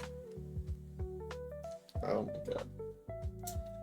Last night, my fiance and I were winding down our days getting ready to make dinner. Together in the kitchen, I popped the chicken in the oven. Also in the oven was our cast iron pan. We go to our respective video games, and then when the chicken was getting close to finished, I go out to the kitchen to start on the vegetables. I take the now 400-degree cast iron out of the oven and turn on the stove. Pop some butter in there while I turn my back and start cutting vegetables. My fiance comes out asking what it is he needs to do. I say I just need the vegetables cut, which I was actively doing. He goes to give the cast iron pan a shake to move the butter around. Yeah, the 400-degree handle. He grabbed it. It was less than a second, no lasting damage, but definitely burned his finger first degree. Now, the question becomes, no, everyone here sucks. Was I the asshole for not adequately warning him about the hot cast iron? More importantly, I am refusing more than 50% of the blame for this incident. To me, the cast iron handles will regularly get hot when used. So this guy burned himself and blamed his wife, it sounds like. And then she thinks... That's what it sounds like. We went back and forth on the percentage blame for a long while last night, and we can't decide whose fault it is. You both suck! Listen, this is real simple. Yeah, you probably should have said, hey, be careful. And realistically, dipshit shouldn't have walked into a kitchen and started grabbing shit without knowing. You both suck. Everybody sucks. Mm-mm.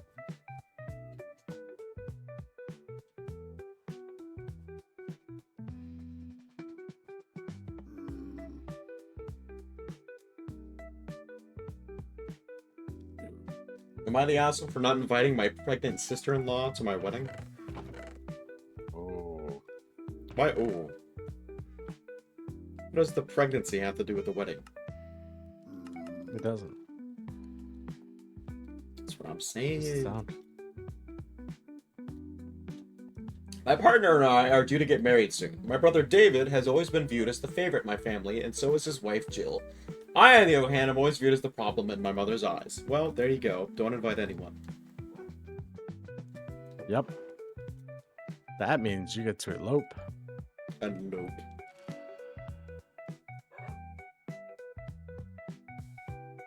The Bane of Arthropods 3? Jesus.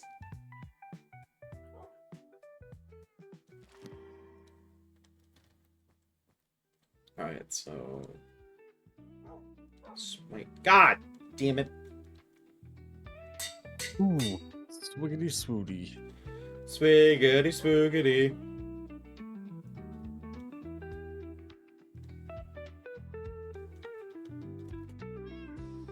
This is the first time I've ever completed this building, and it's on hardcore too, which is pretty cool. Let's go. Years ago, we celebrated my stepbrother's wedding with our family. Let me actually get to the top of my library to read this. A few years ago, we celebrated my stepmother's wedding with our family. David, Jill, and my fiance and I stayed in our apartment and had breakfast together the next morning, and all was seemingly great. That was until later that afternoon when I received a call from my mom saying Jill was in her house in tears because I insulted her appearance at the wedding. I have zero recollection of this, but my fiance was with me the whole night and was adamant that I did not say anything. Oh. Jill was at her house in tears because I insulted her appearance at the wedding. Was with me the whole time. Jill showed no signs of being upset or annoyed with me at any point during our dinner afterwards. I was disappointed that my mom did not ask me and jumped to conclusions that I was in the wrong. I apologized to Jill, and that was seemingly the end of it. Our relationship with Dave and Jill has been icy since then, and Jill has made no efforts to engage with my fiance and our upcoming wedding at family events. At Christmas, when we were visiting my mom and stepdad, Dave and Jill both arrived and announced they were expecting a baby, the first grandkid in the entire family. That it's due on our wedding day. After a few drinks, my stepdad made a remark that our big day is now about Dave and Jill as well. I dislike that. I spoke to my mom about this, and she assured me that this wouldn't be the case and that they were celebrating us. My stepdad disagreed again. Our wedding is really important to us and our friendships. Is my music over? Is that why I can't hear it anymore? I think it's done.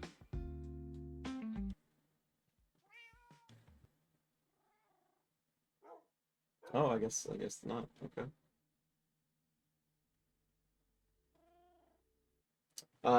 Is my audio dead? I mean, I can still hear you. Zero, can you talk? Yeah, word stuff things. Hello? It would help if my speakers were plugged in. My headset got unplugged. So that's fucking hysterical. got pulled just a little too loose. Damn. Can you hear me now? Yeah, I can hear it. It's all good. Alright, good. Good lord.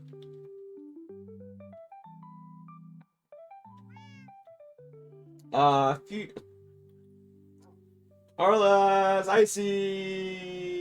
They announced they're having a baby as well. It's their day as well now. Ha ha ha! My stepdad disagreed again. Our wedding day is really important to us and our friendships. We have a 2-day wedding. The first day is a ceremony and a meal in an upmarket restaurant for 30 of our closest friends and immediate family. The next day is a party for all the other friends and extended family. David and Jill are invited to both days, but given the long day and that she's due to give birth on that day, we do not have the space to accommodate Jill for the evening meal. She also said that she didn't want to go originally, as she doesn't like that kind of food, but has changed her stance since on wanting to attend. Or she doesn't get to. You don't get to change your stance on the wedding planning thing. My mom has now demanded that we invite Jill to the meal and have been pretty aggressive towards me and my fiance. Yeah, no. No. No. You don't get the demand. No. The second it becomes a you're going to do this for no, I have no fucking compunction. tolerance for families who think they have a fucking say in anything in your life. You can make suggestions, but the second you think you're going to fucking make a demand, I'm gonna punch you in your throat. My mom has Go now. fight her, exactly. Go fight her.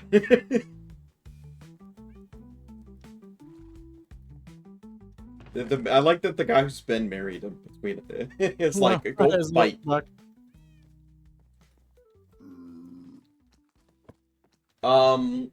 My mom has now demanded that we invite Jill to the meal and has been pretty aggressive towards me and my fiance. We've stated that we don't have the space. My fiance's close friends and stepmom aren't going, and that we don't think it's suitable. The ceremony at the meal is very intimate, and we only want our closest friends there. Ugh. My mom has now said that they need to be there for Jill in case she goes into labor, and so she needs to be at the venue.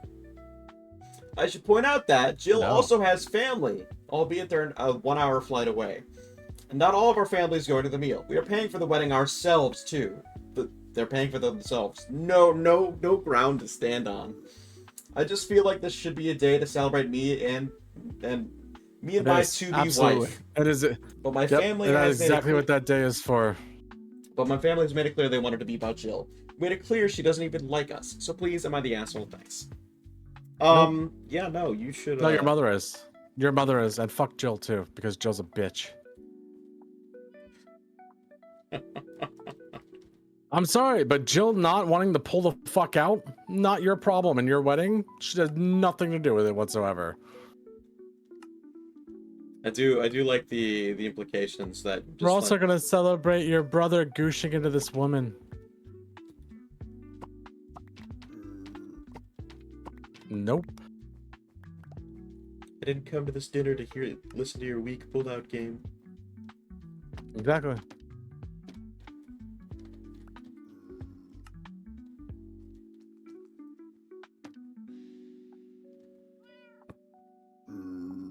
Alright, just bear with me, please. Putting some things back up on the wall. The sex offender shuffle. The sex offender shovel. I missed you. I'm not here to unpack my duffel, but I am here to dig with my sex offender shovel. How did it get that name? Who will know?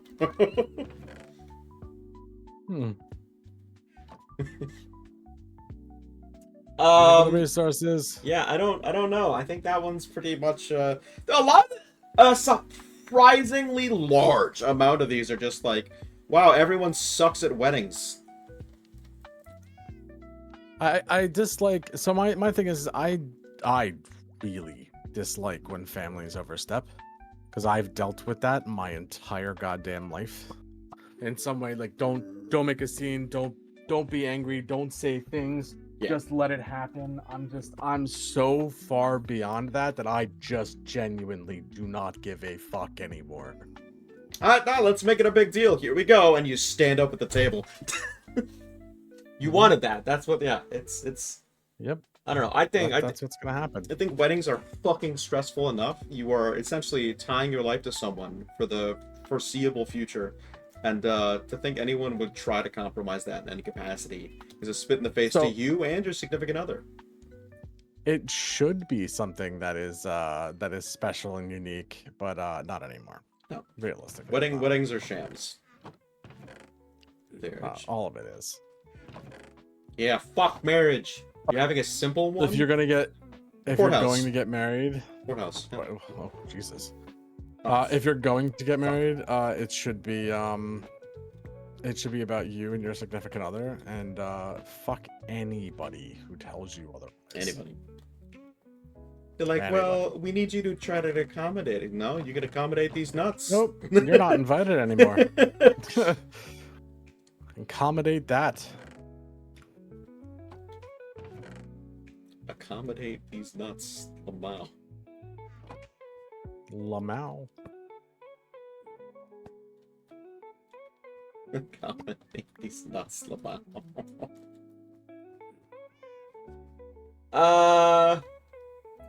Mighty asked for telling my coworker to freshen up for an important event. Did they stank? I get the feeling this guy stanks. Were they unfreshed? All right, there's a question that I don't know that I want the answer to. You ever had a coworker who stanks? Yes. Tell me about it. Tell me about it a little. I'm doing some stuff in the background here. Sure. I once had a coworker that stank. All right, what was their fake name that we're not saying? Give them a name. Oh God, I'm trying to remember. No, he's just like fuck. I remember the smell. You know, it doesn't matter because I'm at the age where like I've worked at enough fucking places that Every if I say person. his name was Dave, There's gonna be nobody's a gonna be Dave, able to be yeah. like, oh no, he's definitely talking about me. I Dur is the name. Dur. Dur. Dur. Dur. Dude especially reeks. So, was there a reason he smelled? Was there even a reason? Or was it just lack of self-care? So there was a kid, not that I worked with, but there was a kid that I went to school with. Yeah, so I That was understand. real bad. I understand a lot of the times. I grew up in You know, I got farming it, community. but thank you. Oh, Ulrich is just a douche. Here I was trying to incorporate you in the Yes. story, and you wanted to spit in my face. Well, you know what? Show up this weekend, and you can sit outside your fucking car. Show up this weekend and you can sit outside. Gotta go take Leilani to kickboxing practice. Loco's gonna fight you. Gonna pay her off. I'm loved in that household? Yeah, I'm sure you are. I'm sure you'll find another house to get into. Ain't gonna be this one. Change the fucking locks. Alright, trying to break in the cover of darkness. Tell me about your stinky coworker. I'm doing things. 1 second. Okay, well, sorry. I was saying something anyway to try to buy you time. I grew up in a farming area, so people lived near cows and manure, and sometimes you had pig farmers. Pigs smell the worst out of most of the animals. Outside of carnivores, because carnivores poop the worst. Because they... yes, they do. Yes, That's the high carnivores. protein in the corpses. Carnivore shit smells the Oh worst. my god, your chat's so quiet. Rather, people are coming in here and talking. Yeah, I know. I got it. Pretty You quick. know, I got it. I got it. Fuck you. Pretty quick on the draw at this point. Yeah. It's almost understandable if they're a farm kid, but like BO. I don't know why you told her about the Stitch thing until it was done. That seems like an error on your part. When's the next time you're coming over? Come on, man. You can't even come pick it up anytime soon. Like, Yeah, Red said you're not in the house. yeah, it's gonna be a while before he gets here. Yo, that was a lot of spaghetti. Ugh, what's Ugh about? It's about stanky kids? I don't know. So Oh yeah, the kid. So yeah, he was he just didn't take care of himself. He was a teenage boy going through puberty. He didn't take care of himself. No deodorant, no showers, no any of that stuff. But it had gotten so bad to the point that the class and the teacher. Well, I'm gonna say the class. Yeah. The class bought him a supply kit. deodorant sticks. I started leaving him at his desk. There was, and they left it on his desk. Yeah. That's how that works. And it wasn't. It was genuinely not to be. It's mean, not but malicious. there's really No, way some to be nice about that. there is such a I fucking hate that shit when it's not handled cordially, when it's such a sensitive topic for someone. Like I have watched them berate people over cleanliness, and it is a horrible affair. Everyone in the room is uncomfortable. And it's a permanent. You're making a serial killer, is what you're fucking doing. Think you smell like shit. We bought you this stick. We loudly talked about it when the room is at capacity with people. He was all up in your messages, bud. Man, I'm gonna start sending you not safe for work stuff so you keep your phone locked. I'm sorry. She was reading your messages, It's or a she was lock sending button, you man. messages.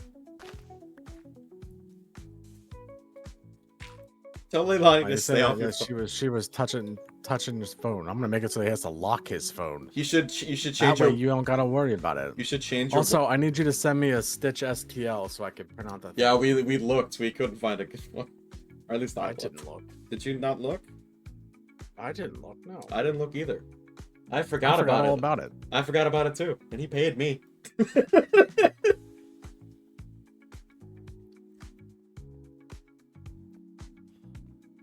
I think we're bad friends.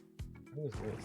This mango? Not bad friends. I just knew I wasn't gonna see him for a while, and it's not a priority at the moment. Oh, you know what? Yeah, What are we we can gonna just do Rush we just down do it while here he's and here. Immediately go. Yeah, we'll just do it the next time he's here. That's a good Yeah. point.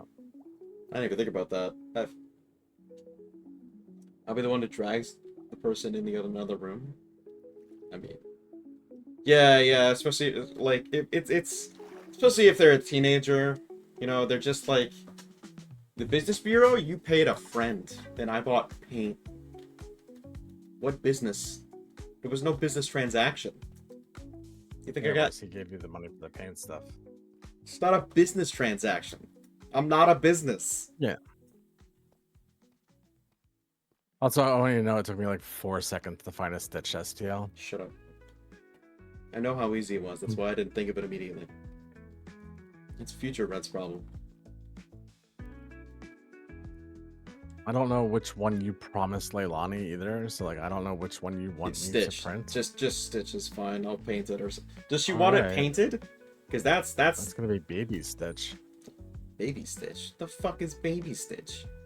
What's it? I don't know. I don't make STLs. All right, let's go here. Something cute. Yeah. Well, Something cute. all right. Get the forearmed version where he's eating a family. That'd be great. Thank you. Yes, painted. I don't know Oh that no! I have no, to no, no, paint. no, no, no. Kelly, that was mean. Jesus.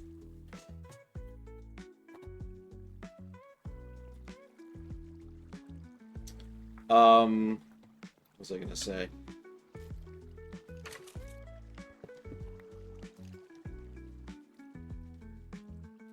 Trying to find Stitch over here for a little girl, and you're all like, I'm gonna put a bear on him.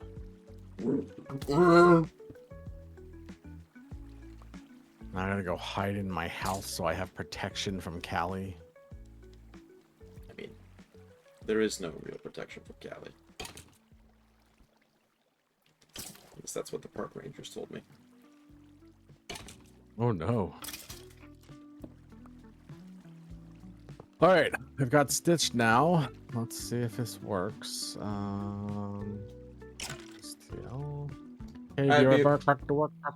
Alright, am I the answer for telling my coworker to freshen up for reporting an event? Throwaway count since the people involved used Reddit. Oh no, someone on Reddit smells? That's so outlandish. I take them as chances to network with other people from other companies and so on. My coworker, who's 33, who we'll call Ben, is pretty scruffy. What is scruffy? Like shaggy? He's yeah, he doesn't take care of himself. That's what His appearance is I laid around all day and didn't feel like doing anything. Oh, so I thought, okay. Scruffy is a very lighthearted way to phrase that. Yes. I think of dogs when I think of Scruffy. Which do lay around all day. Showing up to work in the Yes. same outfit he wore the previous day, and even sleeping in his desk sometimes. I've never interacted with him one-on-one per se, but we've been on the same project for years, and I'm friendly with him. Here's where the issue is. Recently, there was a company event, and for once, Ben didn't really participate or speak about it beforehand, so most of us assumed he wasn't going. I didn't expect him to come, of course, but he did in the most unprofessional outfit. He was wearing wrinkled clothes and colors that didn't match, and he looked like he rolled out of bed. He rolled up to my circle and we locked eyes, and I joked that he should have freshened up a bit to an event like this. And there were some chuckles, but everyone was mostly silent. He soon walked away, and my other coworker pulled me aside and told me that I was out of line. And her and my colleagues think that I shouldn't have spoken about his attire, especially since I don't know him very well. I thought I was making it. Oh no, about it. So this guy he just doesn't want to wear a suit? Nah, I'm mad now. Fuck you, I'm not wearing a suit. No one said I had to. I showed up in business casuals and jeans.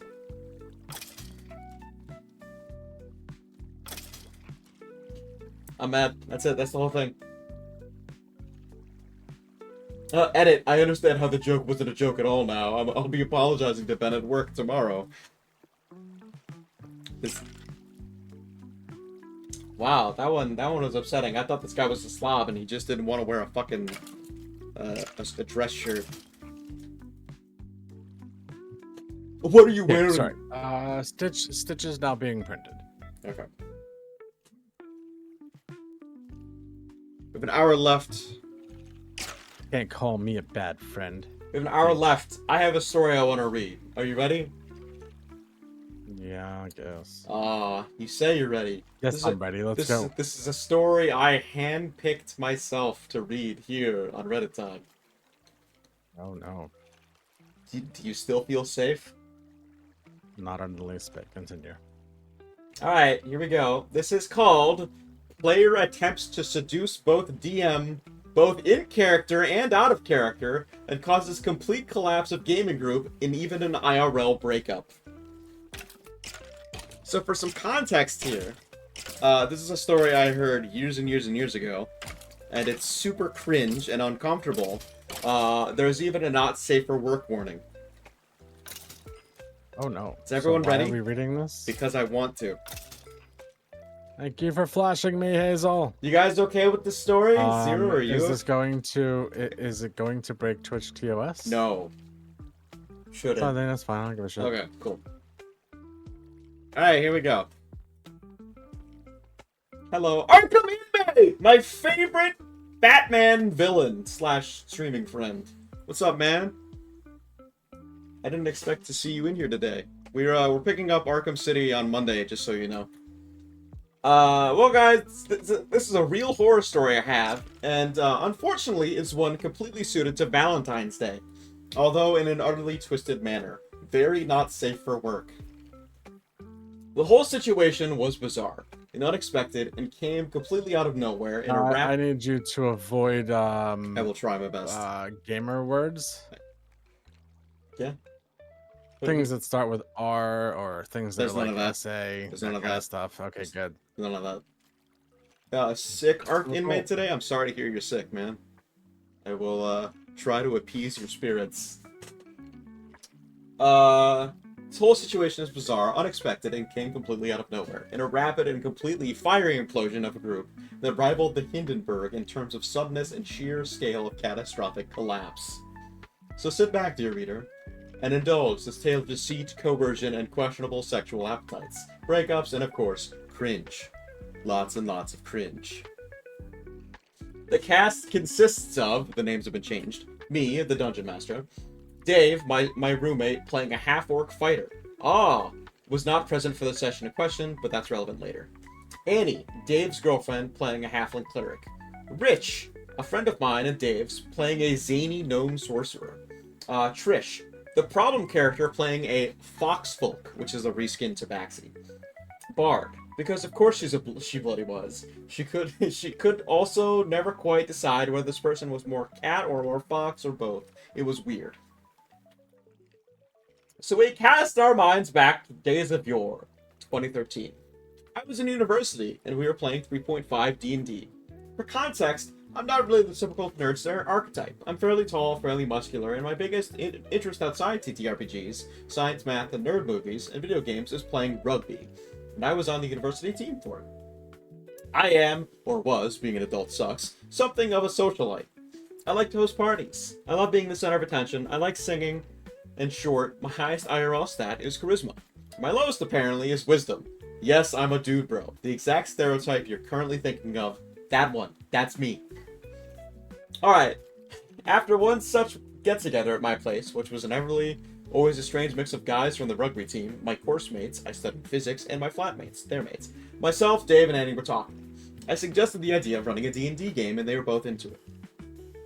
Neither of them had played before, but Dave informed me that our mutual friend Rich played, which I didn't know. Annie said that she had a friend that would be super excited to join because she was obsessed with TTRPGs. Enter Trish. Trish was the only person who attended that I didn't know, which naturally made her for something of a wild card. But being the sociable person I was, that didn't bother me at all. When I first met her, all seemed fine. She was lively and excitable. Her and Annie both did practical effects design, when she was artsy and enthusiastic with a real twinkle in her eye, which I realized all too later wasn't twinkle, but the barely perceptible electric feedback which indicated the short-circuiting sanity wires in her brain. Oh. Give you a minute to unpack all that. Yeah, no, I heard all of it. That was a lot of words. Go Yep. on. I'm gonna take breaks in between. So you played with the party fairly early on, yeah? You played when you were in the teens, you said, with Sav, I think. D&D's Raven. been Raven. No, I'm trying to think. The person who was a dude at the time. I don't remember their name, sadly. Oh, Jesus Christ. I don't remember. Ash. Thank you. I knew it was something. Three letters. Or... I played before Ash, but yes. What was your first game like? Because this is what was your first session like? Was it garbage? I grew up with Ash or with just in general. No. For D&D, what was your first? Do you remember it all? With Ash or Yes. in general? In general. It was fine. Oh, in general, I started playing with people who played D&D for like years, and I was just a kid. Yeah, and I was playing it was a game called Dragon Strike was how I was introduced to D&D. Was it Dragon Lance? And no, it was called Dragon Strike was the name of the game. Okay. And that's how I was introduced to it. But one of the very first video games I ever played was on an old school 80s PC, the ones that took like the startup, giant, the ones that took the ones that took the actual floppy disks. Oh, like the big yeah, I know floppy the square disks. ones. Yeah. Yeah. You and your cousin have a And, Star Wars D&D? That's not bad. There's they have really cool ship combat. And I started with Return of the Dragon Queen, which is a lot of fun. But very difficult. That's the first game. I wasn't aware she left. I wasn't aware of her at all. So anyways, my first session. I thought she'd be a joy to have at the table rolling dice with us. If I had only known the depth of anime love interest complex she apparently had. I might have realized that the rattling noise wasn't her dice tower, but the loose marbles rattling around in her skull. So anyways, from the This guy's got a lot of I'm gonna keep calling this girl crazy. Yeah. Thank you for flashing me, Hazel. How you doing? So anyways, from the very first session, the group was great and everyone's characters were fun, if a little tropey. This is why I didn't bat an eyelid when Trish played up that bard, hitting on every NPC. We'd all had a good laugh about it, and I responded with NPCs flirting or not flirting back in the exact same manner as they would have Dave's character, who'd often tried his luck to all of our amusement with his -1 to charisma checks. Thus, I thought this was all in good fun, and so did everyone else. Because nobody could be insane enough to think that the imaginary characters interacting automatically meant that DM wants to bone them, right? Yes, she's a weeb. A weeb. Cat ears and everything. Anyways, getting ahead of myself here. There were some red flags. Minor ones by the standards of this subreddit, to be sure. These included highlights such as Trish being a little obsessive about anime and talking about her perfect man being the exact description of some protagonist from a popular anime, the name of which I don't remember, and the way in which she described her tabaxi, complete with big innocent doe eyes and playful curves and swaying hips. She also showed up wearing fox ears at one point. I thought she was just getting really into the game and playing into her character, which in a really disturbing sort of way was right on the money. I will say I do want my players to start showing up with like weapons, like giant cardboard swords. I debated making one for Zero, but I don't have anywhere to put a fucking Sephiroth sword on the table. I won't be showing up like that. I already put a lot of money into D&D. I'm not putting any additional money in D&D. Cardboard is what I meant, man. I get it. I just think it's fun. I would do it if I was playing. It's more when I was playing. She also has a weird habit of maintaining eye contact with me for uncomfortably long periods of time. But I, with my IRL dump stat and wisdom, didn't put it together that she might have had a crush on me. In case where this Yes, story is leading tonight wasn't I am- horrifically obvious. Tonight I'm streaming. Yeah, I will be streaming tonight. Buy a gun for It's D&D? Friday night. We do have gunslingers. I have an artificer monk who's using a pseudo blunderbuss, and it has worked out okay. He does like to shoot people. I was enjoying the group and the immersion. Everyone spent a lot of time talking in character and really getting into it, including Dave and Annie, who had been a little hesitant about roleplay at first. Trish spent absolutely no time whatsoever talking out of character. Another mild red flag that I overlooked entirely, the one that stands out from the rest in this little retrospective. And so, dear reader, begins the fateful night in question. Note that Dave, my roommate, was not present for this session, for the night is dark and full of fox-eared discomfort. It was an RP-heavy session, and the previous had been a sizable combat session with one of the villains. A small side story arc had been completed. So there was a lot of looting, paying off debts and favors, collecting accolades, drinking at bars, and being paraded around the shoulders of the liberated village. All the normal tropes. This also coincided with the end of our second-year exam period, so we IRL were in a similar mood. Everyone was having a great time in a low-pressure session, drinking a decent amount both IRL and in-game. Everyone was smiling and having fun. Trish's character decided that tonight was the night to try and get it on with the burly human bartender NPC she had been flirting with throughout the entire campaign, whenever there had been in this town. Again, I only picked this up in retrospect, but this was the NPC who most closely, although not even that fucking closely, resembled me in how I described them. And she singled this NPC out repeatedly. How far are you in Manheim City? I got to... I just finished beating up Poison Ivy with Catwoman.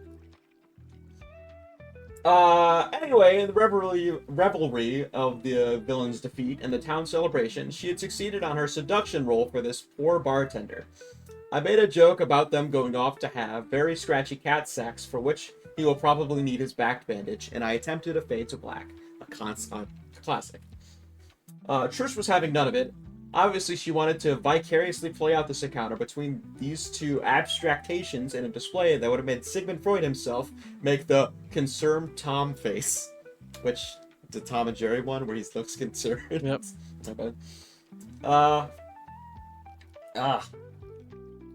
She interjected, describing how her character waited for him to go and get her drinks before taking off all her clothes and changing it into one of his thin shirts and waiting on his bed in a seductive pose and began to purr.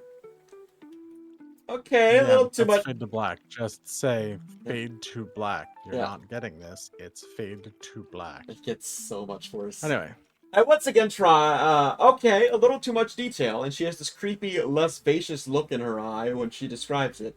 But fine, she's had a couple drinks and is a bit too into it. meow indeed. Meow. Meow. I once again try with, and as he sees you, he shuts the door behind himself with a smile. Anyways, back in the bar, Clupperdunk, in the midst of an absurd and levitating tankards performance, when Trish again interjects, pouting a little this time. She describes how her character stares into his green eyes. My eyes are green. The NPC was described as having blue eyes, and runs her clawed fingers through his brown hair. Again, you guessed it, matches description with me and not the NPC. She is now positively leering at me like I'm a cartoon steak. Rich catches onto this and looks as uncomfortable as I feel. Annie is giggling, assuming this was just nervous laughter. I assumed this was just nervous laughter. I was wrong. I quite firmly cut to black this time, but Trish looked oddly satisfied and spends the rest of the session with, which lasts less than half an hour, just staring at me and exchanging looks with Annie. At the end of the session, I'm sat with the three of them, finishing drinks before they all head home. Trish asks to use the bathroom and excuses herself. Annie then gets up and declares that she's going home, and asks if poor innocent bystander Rich will walk her across campus. They abruptly leave. I wait for Trish to come out of my room for 5 minutes. Excuse me, I have to go change. Hey, where's my horror ambiance?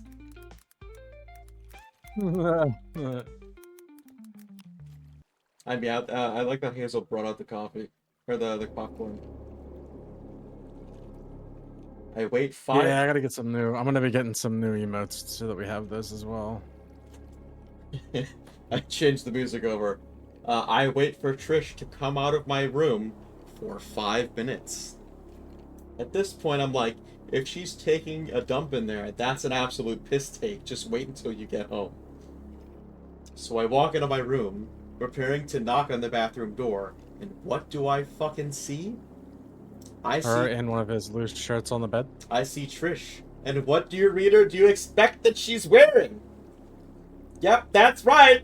There's a pile of her clothes and underwear at the foot of my bed, and her sole items of clothing are one of my t-shirts and her fucking fox ears. Lying in what she apparently thought a seductive pose was supposed to look like. If the only time you'd ever heard the word seduction was in Japanese, and the sentence ended with senpai. And if this scene wasn't absurd and insane enough, she also fucking purrs at me before giving me this look, which basically amounted to her stuffing as much of her bottom lip under her teeth as reasonably possible in what appeared to be an attempt to devour her own chin, and blinking rapidly like she was trying to convey something in Morse code. You all see the image here? It's quite terrifying. Oh yeah, I know. Yep, Thursday. Thursday. So far, all it seems is like this woman overstepped, and he just doesn't find her sexually attractive. So what is the? It gets worse. Continue. Yep, continue. I was gonna say, like, where's the bad part? It Right now, it just seems like a girl with a crush. It gets worse. Now, Trish is not an unattractive woman by any means. Even in the midst of a mating ritual, considerably more bizarre than anything I've heard Sir David Attenborough narrate. But I am absolutely not into her whatsoever. I do not see her in that way, and honestly find her a bit weird. Shocking, I know. This should be a good enough reason on its own.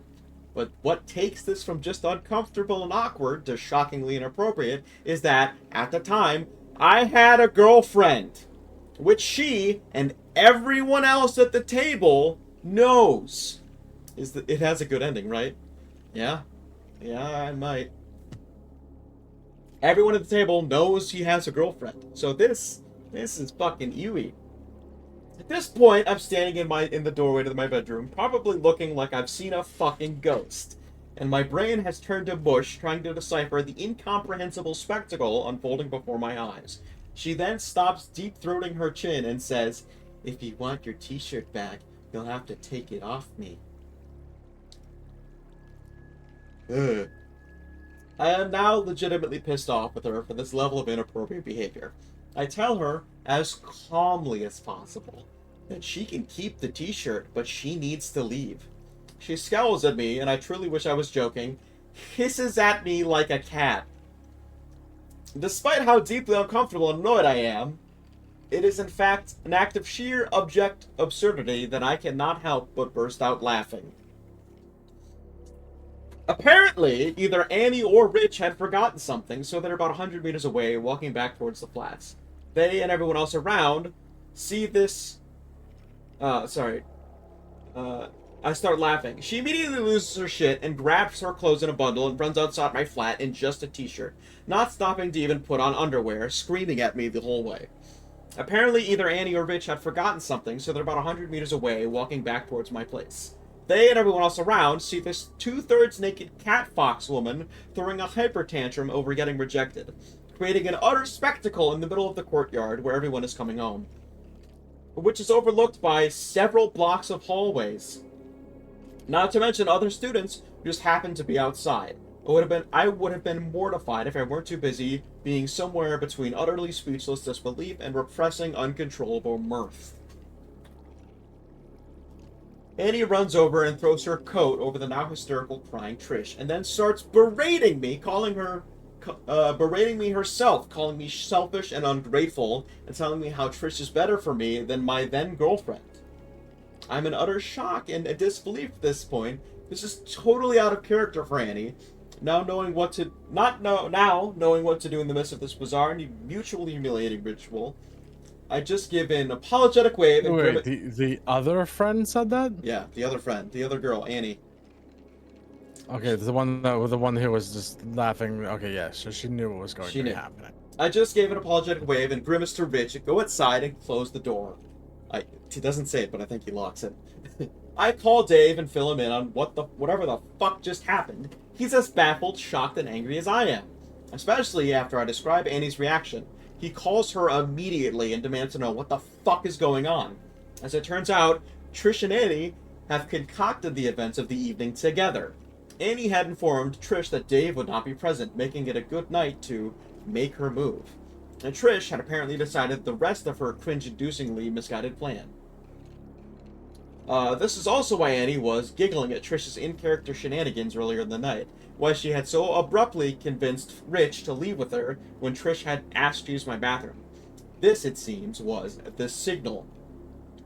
Dave called me almost 2 hours later, it was almost 4 a.m. at this point, and said that he had had a huge argument, a shouting match with Annie over the phone, and that they had broken up. I received a text from Rich the next day saying he didn't want to play with us anymore because he couldn't handle that kind of drama. Although I explained to him that absolutely. And although I explained to him that Trish would absolutely not be there again, I couldn't really begrudge him and his decision to leave, with such a sour taste in his mouth. I blocked Trish's number almost immediately after she left, and the only correspondence I had with Annie was a text from her that just said cunt before I blocked her too. Dave and I never played D&D again, though we're still good friends to this day. So that's it, Reddit. That's my one and only horror story. Most of it had absolutely nothing to do with the actual game. Sometimes the creepy predatory weirdo isn't a basement-dwelling neckbeard, but a pretty girl of half your size with more screws loose than the piece of IKEA furniture your grandma tried to put together, who apparently thinks acting like an anime cat fox woman is the height of seduction. That's it. That's the whole story. So, okay, I have... You have a lot to unpack there? Go ahead. There's not actually that much to unpack here. The only thing that happened here that was wrong was that two people knew that he was dating somebody and still decided to put him in this situation. That was wrong. So so that's uncomfortable. Outside of that, a woman who he admittedly said was attractive had a thing for him. All right. Role played her way into his bedroom. Had he been single, and had she approached this slightly in a different way, what do you there mean? would have been none of this. No. What do you mean slightly different way? So that's very important. This guy has expressed zero romantic interest in this woman. Because he's dating somebody. Well, no, but even so, this is such an overstep to immediately... Well, yes. She essentially broke into his room, by the way, and, like, went through his clothes. How long is Salama mod? Did you at least give Arkham VIP, by the way, since he's in your stream? I don't know what VIP means. /VIP and then do his name in chat. Arkham's in your chat like all the time.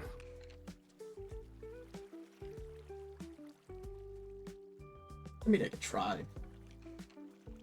It's one line you have to write. I'm writing code. Give me a minute. Writing code. Very important work. Anyway, if this was just done slightly Unable different, like he wasn't dating anybody, why? I don't know. /VIP, okay, / VIP space @ and then put Arkham inmate, and then it'll autofill for his name. Okay, I don't know, if this was just slightly different, he was single, right? Had she expressed interest in I don't even feel like it's... How long were they playing the game for? How long was this campaign? One semester. Assume a semester. Actually, it might say the time. Three to check. If they've been playing for like 3 months, and she's been like actively flirting with him, the only thing that's out of place here is that he was dating somebody. Wow. And he didn't. Damn it. What? No, I'm saying wow to you. Yeah, no, I don't think that she really overstepped. Aside from the fact that he was dating somebody, outside of that, all of that seems perfectly normal. She broke into his room and took his she clothes. asked to use the bathroom. She took his clothes. No. Listen. If it was just a matter of he was single, okay, he has an attractive woman who's role-playing, doing one of his hobbies that he enjoyed, like somebody that's actively taking an interest in his life. I can't believe you're taking who he this side. finds actively. I'm not taking her side because he was dating somebody, and I've made that clear. Okay? I'm saying if he wasn't dating somebody and he was single when they met, you think think if there wasn't a everything pre-existing else is relationship, fine. her behavior is acceptable? Yeah, You're out of your fucking there's nothing mind. wrong there because it was back and forth flirting. It Did I wasn't miss something though. here? He's not into her. He's playing a fucking character. She's Red. flirting with the NPCs. Red, I need you to follow me. I'm following you. Okay. Drink and check. If he wasn't dating anybody, he would have been more open to the fact that this woman, who he has admittedly said was attractive, was flirting with him. It would have been a completely different story, is what I'm saying. That is what I'm saying. The fact that he was dating somebody, which is why he never took any of it into consideration and wasn't flirting back, that is why this story is bad. But had they just been a single versus single, I think it's absolutely this is completely normal. I think this is justification to call like campus security. Because somebody that has a thing for you is All right. naked on your bed in All right. No, college? hang on. What if it was a dude? What was a dude? What if it was a dude? What Yep. if what was a dude? If Trish was a dude that did the exact same thing, ignoring the fact that she's gay in this scenario?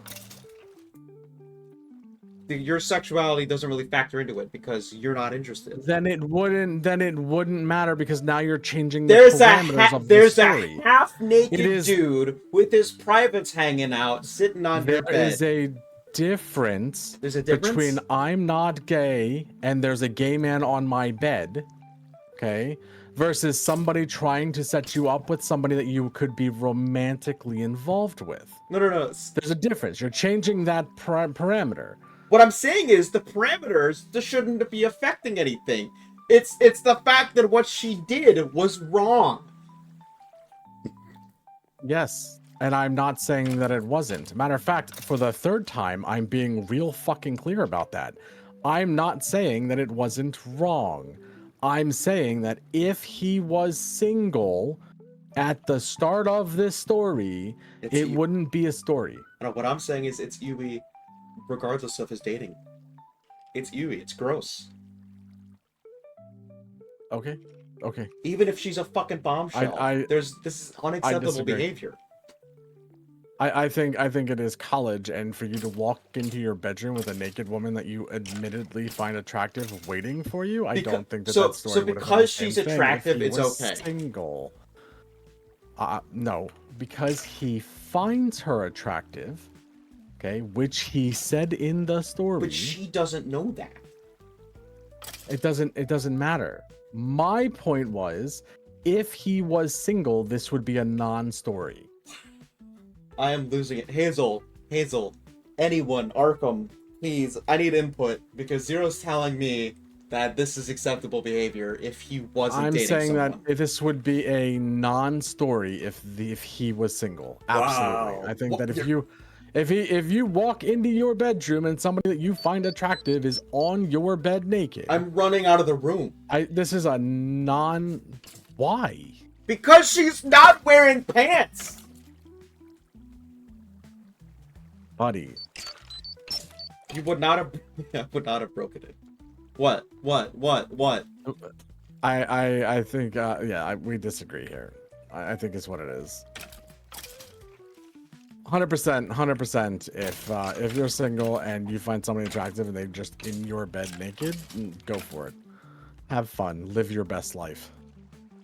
I think the only reason that this is a story and that this is uncomfortable Nah, I'm burning it down. He's fucking right. The only way, that I'm not. I don't know. Okay, okay, go ahead, Hazel, go ahead. I am more than willing to answer any questions here because I think her behavior is flat out unacceptable. If she had pants on with BK, it'd be less gross. I'd be like, what the fuck are you doing in my room? Go home. Story's done.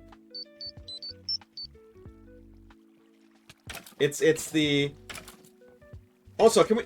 Let's also talk about the fact that the friend even entertained this notion. Like, no, I know he's dating someone. Bro, I'm gonna remove your VIP. No, I agree. 100%. Okay, so they need clothes on? That's what I'm saying, though. They didn't treat this like she just assumed. What she I'm assumed saying, he wanted to fuck her. And what you're saying is because he wanted to, that made it okay. All right? I get what you're saying. Yeah. I understand where you're coming from. Yeah. I am altering the parameters by saying he's single. Mm-hmm. In that case, this is a non-story. But it's this is somebody who is uncomfortable with sexuality. No. Is what this story would be. Okay. So it's more along the lines of it's because she the fact that he finds her attractive shouldn't fucking matter. It's like, all right, this is about to cross some lines here, okay?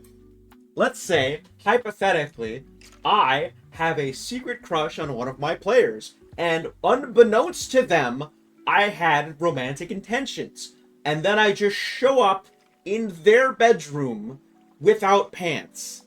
You don't think that's crossing a line? This guy had no idea this chick was into it. I feel like if there is a 3-month time, no. See that's where we're having the disconnect here, because you're not following what I'm saying. Okay. Because I'm saying he didn't pay attention to it because he was in a relationship. You're right. So I'm saying if he was single, he would have picked up more on this. He would have been more over the course receptive of to her those intentions. 3 months. He would have been paying attention to it, absolutely. I don't know that that's the case. If you are a guy in college and there's a woman who is actively hitting on you that you do find attractive, you're going to pay more fucking attention to that 100%. And you're going to be way more open to them being in your bedroom naked. I'm not saying you can't be to blow your fucking mind than you are if what I'm saying is from the story, it's fucked up because he's dating somebody. 100%. I get that. Yeah. You change change it from taken to single. This is a non-story. This is a penthouse story, a penthouse forum story. If you just change the fact that he's single, that's all this is. But that's under the notion that he finds her romantically, like. He said that he did. He said that he finds her attractive, but it's. Yes. I think it's the fact that it's unsolicited. That's where I draw the that's fucking wrong line. All right, you can be flirtatious. Yes, I get where you're coming from. Yeah. I think that's sporadic, spur of the moment type thing. I think that is awesome. Who's the friend talking? That's my roommate. That's Zero. Yeah, hi. I'm the guy who listens to him talk about you all the time. Yeah. It was like it's I play Batman, and then one of the Arkham inmates shows up and tells me how to hit people better.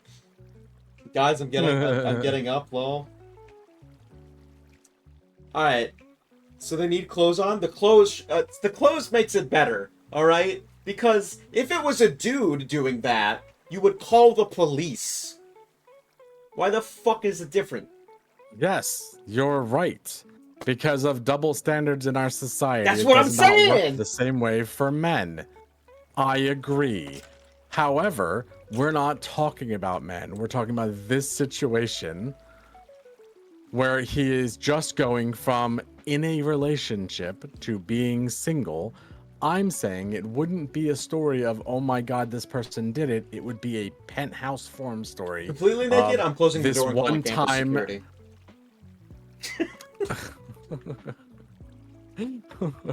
Absolutely. Do I understand where you're coming from? Yes. But I think it feels predatory. And I think it feels like that's what it is. Yes. Because that Yeah. She was like, yes, that's the best part, is the fact that it's predatory.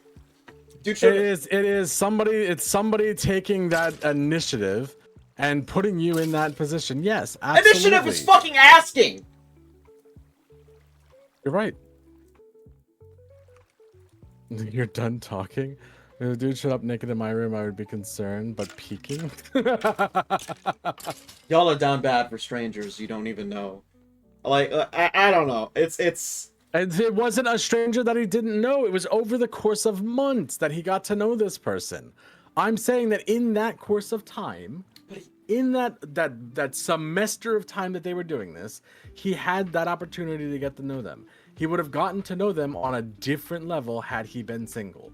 This story would, instead of being I'm a horrible person for this happening, or they're a horrible person for doing this on Reddit, would have turned into how I met my wife. That's what I'm saying. If he was interested, yes, but because he's not, this goes from a meet cute to sexual assault. I said, yes, I understand, and I get that from the way the story is told. And then I said, if you change to him being single, this story is no longer the same story. I don't know. Did you like that story? I find that story fascinating. I like that one. Yeah, it was a good story. Okay. I went out of my way to go grab that one. I hope you guys appreciated it. Hazel, apparently it's just you and me that are just into it.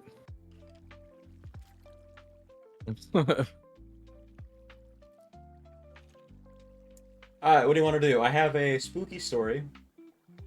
Sure, let's do a spooky story.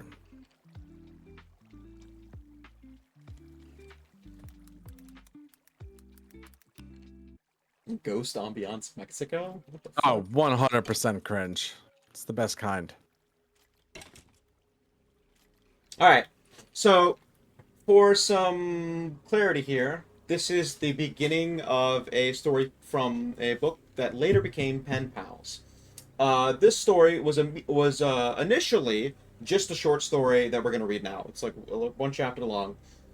But it went so successful that the guy actually went and continued the story, and it became a full book, and the guy's an amazing writer. We're going to read the first part here. We probably won't read the rest. To a story about an Arkham inmate. Batman showed up. Bones were broken. Did you jaywalk? Alright. Here we go. This is called Footsteps.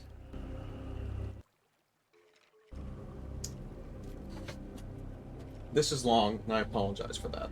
I've never had to tell the story with enough detail to actually explain it all the way, but it is true, and it happened when I was 6 years old. In a quiet room, if you press your ear against a pillow, you can hear your heartbeat. As a kid, the muffled, rhythmic beats sounded like soft footsteps on a carpeted floor. And so, as a kid, almost every night, just as I was about to drift off to sleep, I would hear footsteps, and I would be ripped back to consciousness terrified. For my entire childhood, I lived with my mother in a fairly nice neighborhood that was in a transitional phase. People of lower economic means were gradually moving in. My mother and I were two of these people. We lived in that kind of house you see being transported in two pieces on the interstate. But my mom took good care of it. There were a lot of woods surrounding that neighborhood. And I would play and explore during the day, but at night, as things often do to a kid, they took on a more sinister feeling. This, coupled with the fact that due to the nature of our house, there was a fairly large crawl space underneath, filled my mind with imaginary monsters and inescapable scenarios, which would consume my thoughts when I was woken by the footsteps.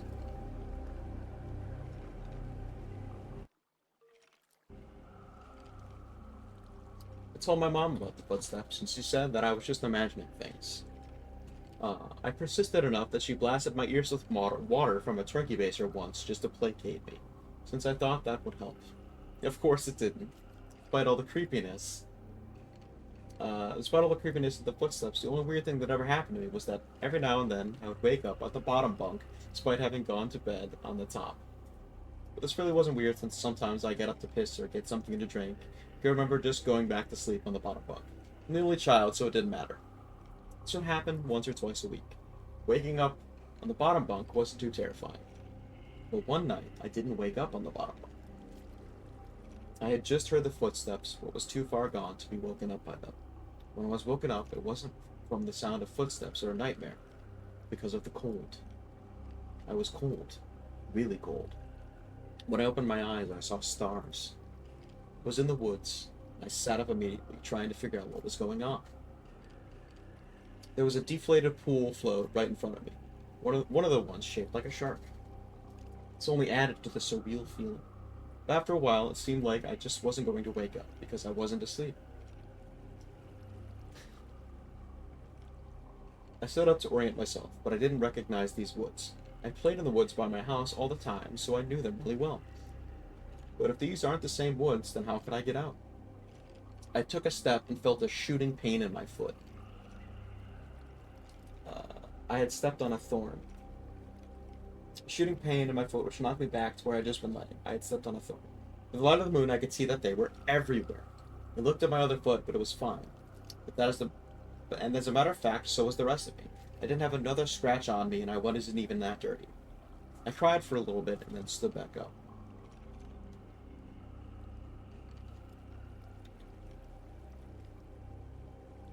I didn't know which way to go, so I just picked a direction. I resisted the urge to call out, since I wasn't sure I wanted to be found by who or what might be out there. I walked for what seemed like hours. I tried to walk in a straight line. I tried to course correct when I had to take detours. But I was a kid and I was afraid. There weren't any howls or screams. The only once that I hear a noise that scared me. It sounded like a crying baby. I think now it was just a cat, but I panicked. I ran, veering in a different direction to avoid big thicks of bushes and collapsed trees.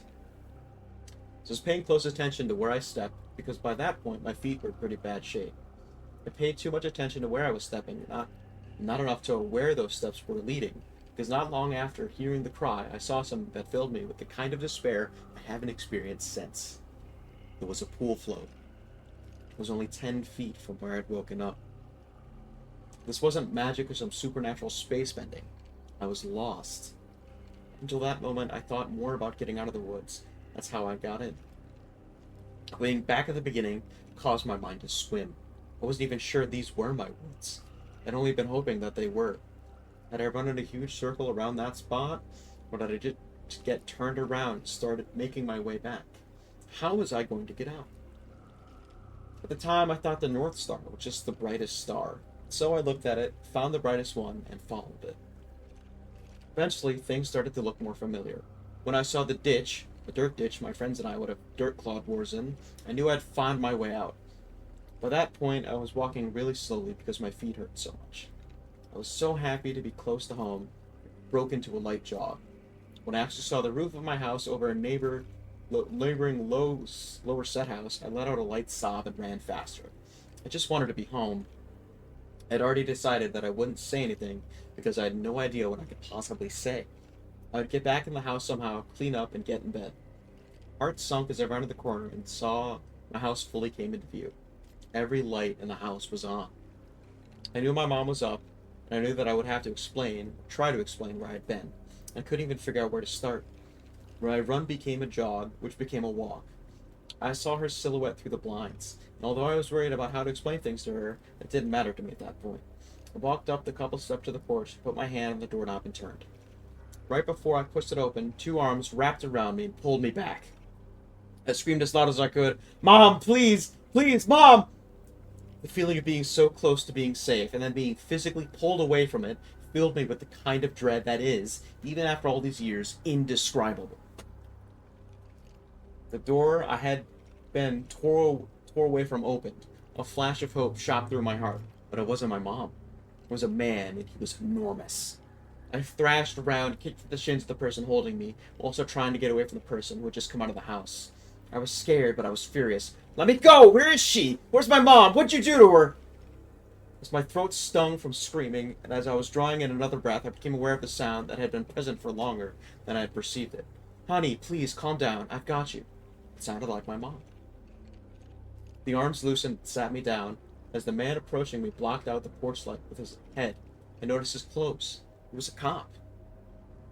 I turned to face the voice behind me and saw that it really was my mom. Everything was okay. I began to cry, and the three of us went inside. I'm so glad you're home, sweetie. I was worried I'd never see you again. At that point, she was crying too. I'm sorry. I don't know what happened. I just wanted to come home. I'm sorry. It's okay. Just never do that again. I'm not sure me or my shins could take it. A little laughter broke through my sobs, and I smiled a bit. I'm sorry for kicking you, but why'd you have to grab me like that? I was just afraid that you'd run away again. I was confused. What do you mean?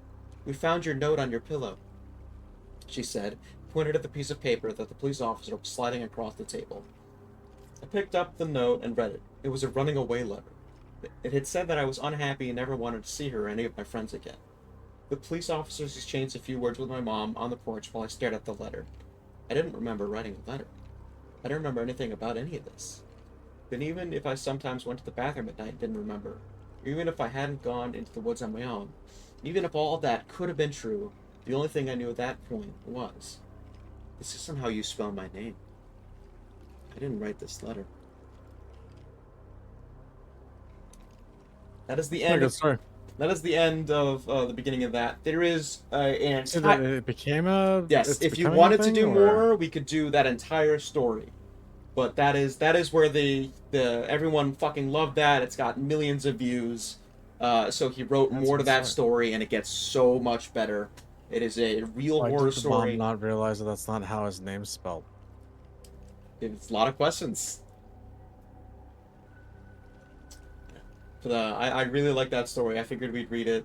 We can do more of that story. It is from the book Pen Pals. If you guys want to hear that, or you want me to do more horror stories, we could do that. That is what I have for now. So we're gonna go back to some other stuff. What'd you think of that? What'd you think? That's good. You have a spooky. That was real good. You have a spooky story for me. Perfect story. Is it about Gotham City? That is my question. Once upon a time, a mother left step-siblings alone on a cold, stormy night, and the stepsister got stuck in the oven. Then the Okay.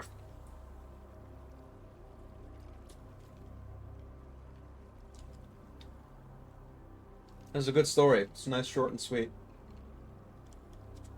Oh God. You're a sick man, Mr. Inmate. No wonder you're incarcerated. Alright, it is time. We're going to move on to another subreddit here that we've garnered. Florida Man. Say it with me. Florida Man. Oh God. Gonna go to the top here. Today. Some stories from Florida today. You guys ready for this? Oh God. Today. Today, 14 hours ago, a Miami Gardens, Florida woman accused of attacking her girlfriend with a taser umbrella. Like the Penguin. Okay. Let's go to the news article here. There's a real news article from local10.com. You want me to send you her picture? No. Okay. A Miami woman is facing charges after police said she attacked her girlfriend with a taser and an umbrella during a domestic dispute. Authorities confirmed in an arrest report Thursday. Miami Gardens police said officers responded to the Park Place apartments around 5:45 p.m. Wednesday in reference to a domestic and related battery. A report said the suspect, who police identified as 27-year-old Fiorella Carrillo Marara, pushed her girlfriend before picking up a small electric taser and sticking her with it. The victim told police she was chased by Marrero around her residence as Marrero wielded both items, though no verbal threats were made, and no verbal threats were made, and the knife was eventually put down, according to the report. Where did the knife come from? Oh, and grabbed both an umbrella and a kitchen knife. However, the victim told Marrero struck her with the umbrella in the arm and the left ribcage area. I think this is the whole thing. This is this toxic relationship. She was faced with one attempt aggravated assault with a deadly weapon, aggravated battery, and a separate battery charge. Ha, battery charged. For the taser. I don't know that this one is gonna be good for Florida man pushes janky Mustang in a... Oh, that's really it. We go all time. Maybe it's better. At the top of all time. Let's see. Naked Florida man chases people and cops around a Chick-fil-A parking lot, telling them they're gay for looking at his penis. Were they looking at his penis? He was naked. You want me to read? Let's go to the news story. I feel like with Florida man stuff, it's just the headlines. You want me to just read the title? Yeah, just read the headlines. Florida woman tries to scam $600 lottery winner by telling him he only won $5, but the winner was an agent working undercover for the State Lottery Commission's Security Division. I actually remember that story. That's fucking wild. She said, "That's $5. I'll take it off your hand." No, this is 7 years ago. I went to the top ones. Florida man and his two friends rob a drugstore of $3,200,000 in pills. They take precautions like wearing surgical gloves so they don't leave prints, but toss the empty pill bottles out the window of their getaway car, which the cops followed like breadcrumbs to their front door. What? I love. I just heard "I love." That's what Arkham Inmate said. I love drugs. I love drugs. I don't know that this one's going to be good. Reddit story time. Oh, this one's real. This one's real. We talked about this. Florida man goes to airport with... all real. Yeah. Well, of course. Florida man goes to airport with nearly $200,000 in cash, has it seized by the government, which refuses to give it back. Do you remember that story? Yeah, they spent it. I remember that. They spent the money. It's in Tampa. Fucking Tampa. Yep.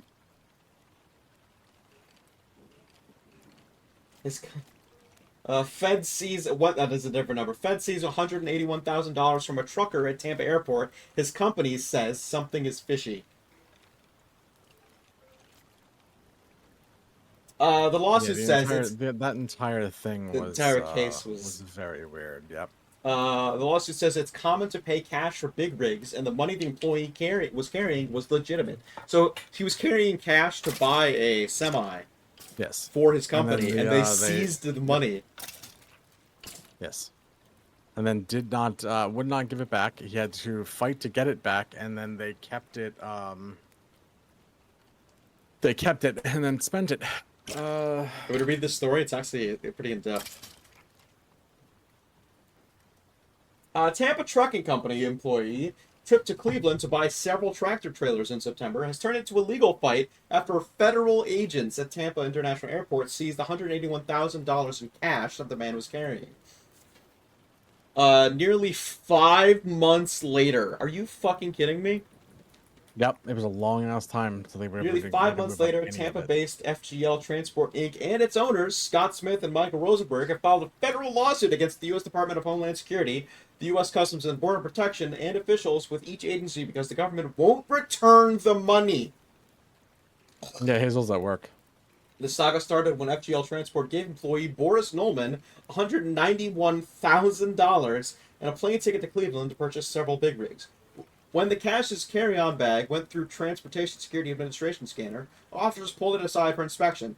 Nolman was allowed to leave later with only $10,000, according to the lawsuit filed in the U.S. District, the Middle District of Florida. He never made it to Cleveland to buy the trucks. Although a federal agent gave Nolman a receipt to the document, the $181,000, the federal government is now saying it only confiscated $159,000. $30,000 has gone missing, apparently, according to the filing. This is legitimate money, Rosenberg says. There's nothing dirty about this. We have evidence to show we took this out of our business account. Something is fishy here. Yes, all of it was fishy. The entire thing was fishy. The company contends to prove the cash was not tied to illegal activities. The lawsuit also contends authorities violated the U.S. Constitution's Fourth Amendment for warrantless searches and seizures during prolonged detentions. Yes. Leslie Samus. Yes, they did. Leslie Samus, Tampa attorney representing the three men, was in court Thursday and unavailable for comment. Officials with the U.S. Department of Homeland Security, the government said we're not talking about it either. According to the lawsuit, officers questioned Nolman for 45 minutes at the security checkpoint, then asked him to go to the police station at the airport. When he left the police station, Nolman was permitted to rebook his flight with $10,000 the following day. Oh, we're allowing you to. That's great. The following day, the three people in charge of the company hired Samus and later submitted a verified claim form to get their money back. Weeks later, a Customs and Border Protection official replied, saying the agency was working to seize $159,000 because it was proceeds from specified unlawful activity. That money's gone. Money planned to buy 4 trucks. Yeah. Yep. They took it and then they spent it. Or didn't register it right, whatever. There was a whole lot of shady shit going on about that. So what it looked like to me when I first heard it was, it looked like he had pissed off somebody in the area, and the cops were sent to go. They knew that what he was doing, and the entire thing was deliberate, is what it seemed like. And then when obviously when the company is just like, hey, listen, this is legitimate money, we want it back. That's when the actual government got involved, not just the local people that were what was it, like TSA or whoever the fuck it was. The entire thing from start to finish just looked like this guy was being targeted by security, like from start to finish.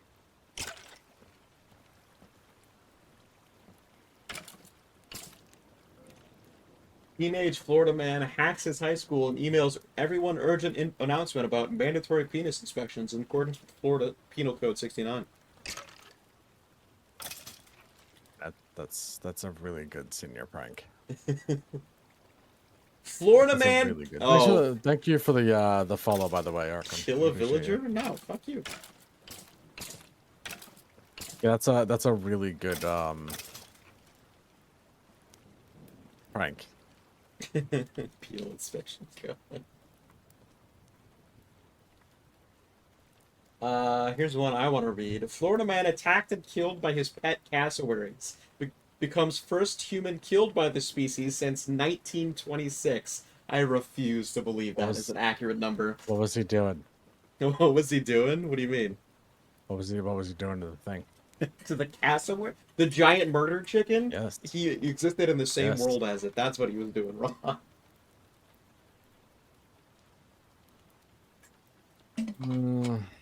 You think he was harassing the cassowary?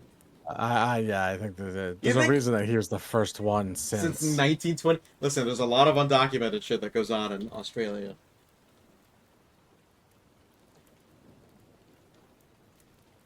Wow, they won't let me read the article. The fucking pop-up. New York Times sucks. They won't let me read the article. That's fucking dumb. Yeah, New York Times will block everything. Florida man causes $100,000 in damage to Walmart liquor store under construction with a hot-wired forklift. Gives police his name as Alice Wonderland and says a hookah-smoking caterpillar told him to do it.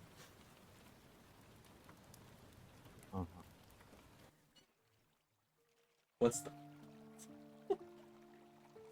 Oh, I remember this one.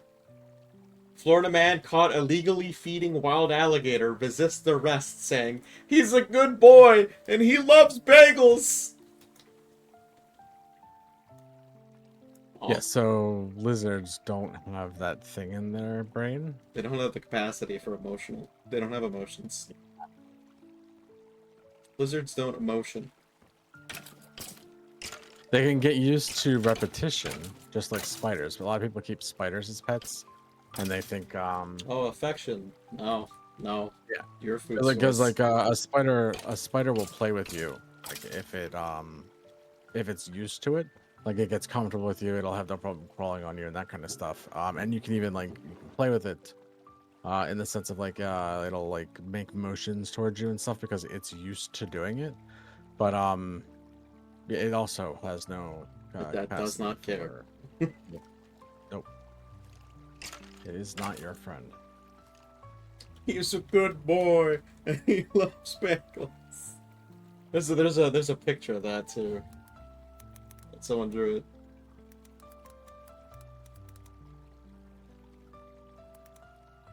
It's the second most reserved. He's a good boy. He loves bagels. Can you play fetch with a spider? Yeah, I mean, if you're just throwing it like food or something, I'm sure. It's probably not going to give it back to you, though. You'll go after it. So maybe, like, not fetch, but retrieve. Alright, it is lunchtime. Not retrieve. Kill. Oh, yep, kill. If you want to end it there, we can end it there. Alright, Give me a second. guys, we're gonna go. Do you have anyone to raid out to? Yep, give me 1 sec. Alright, I will be back later on tonight for Horror Night, guys, as we're gonna always. go- I am Yeah. starting The Last of Us. Boo. Thank you for hanging out for a little while. I appreciate you all. Check us out on YouTube. We have a Discord. We also have Twitters and shit where we do alerts, let people know when we go live.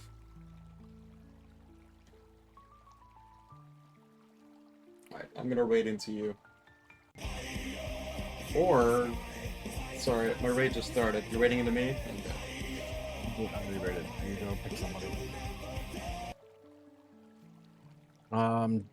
Gem and Otter are both live. Not Good. Gem, Dens. Dens and Otter. I would throw it to Otter. Oh, do dance. You raided me, fuck you. Hang on, or do Dens, that's fine. He's playing Sleeping Dogs. Yeah. We're doing group stuff with Otter, which is why I suggested Otter. Dens is in the chat consistently. Alright, goodbye! Absolutely.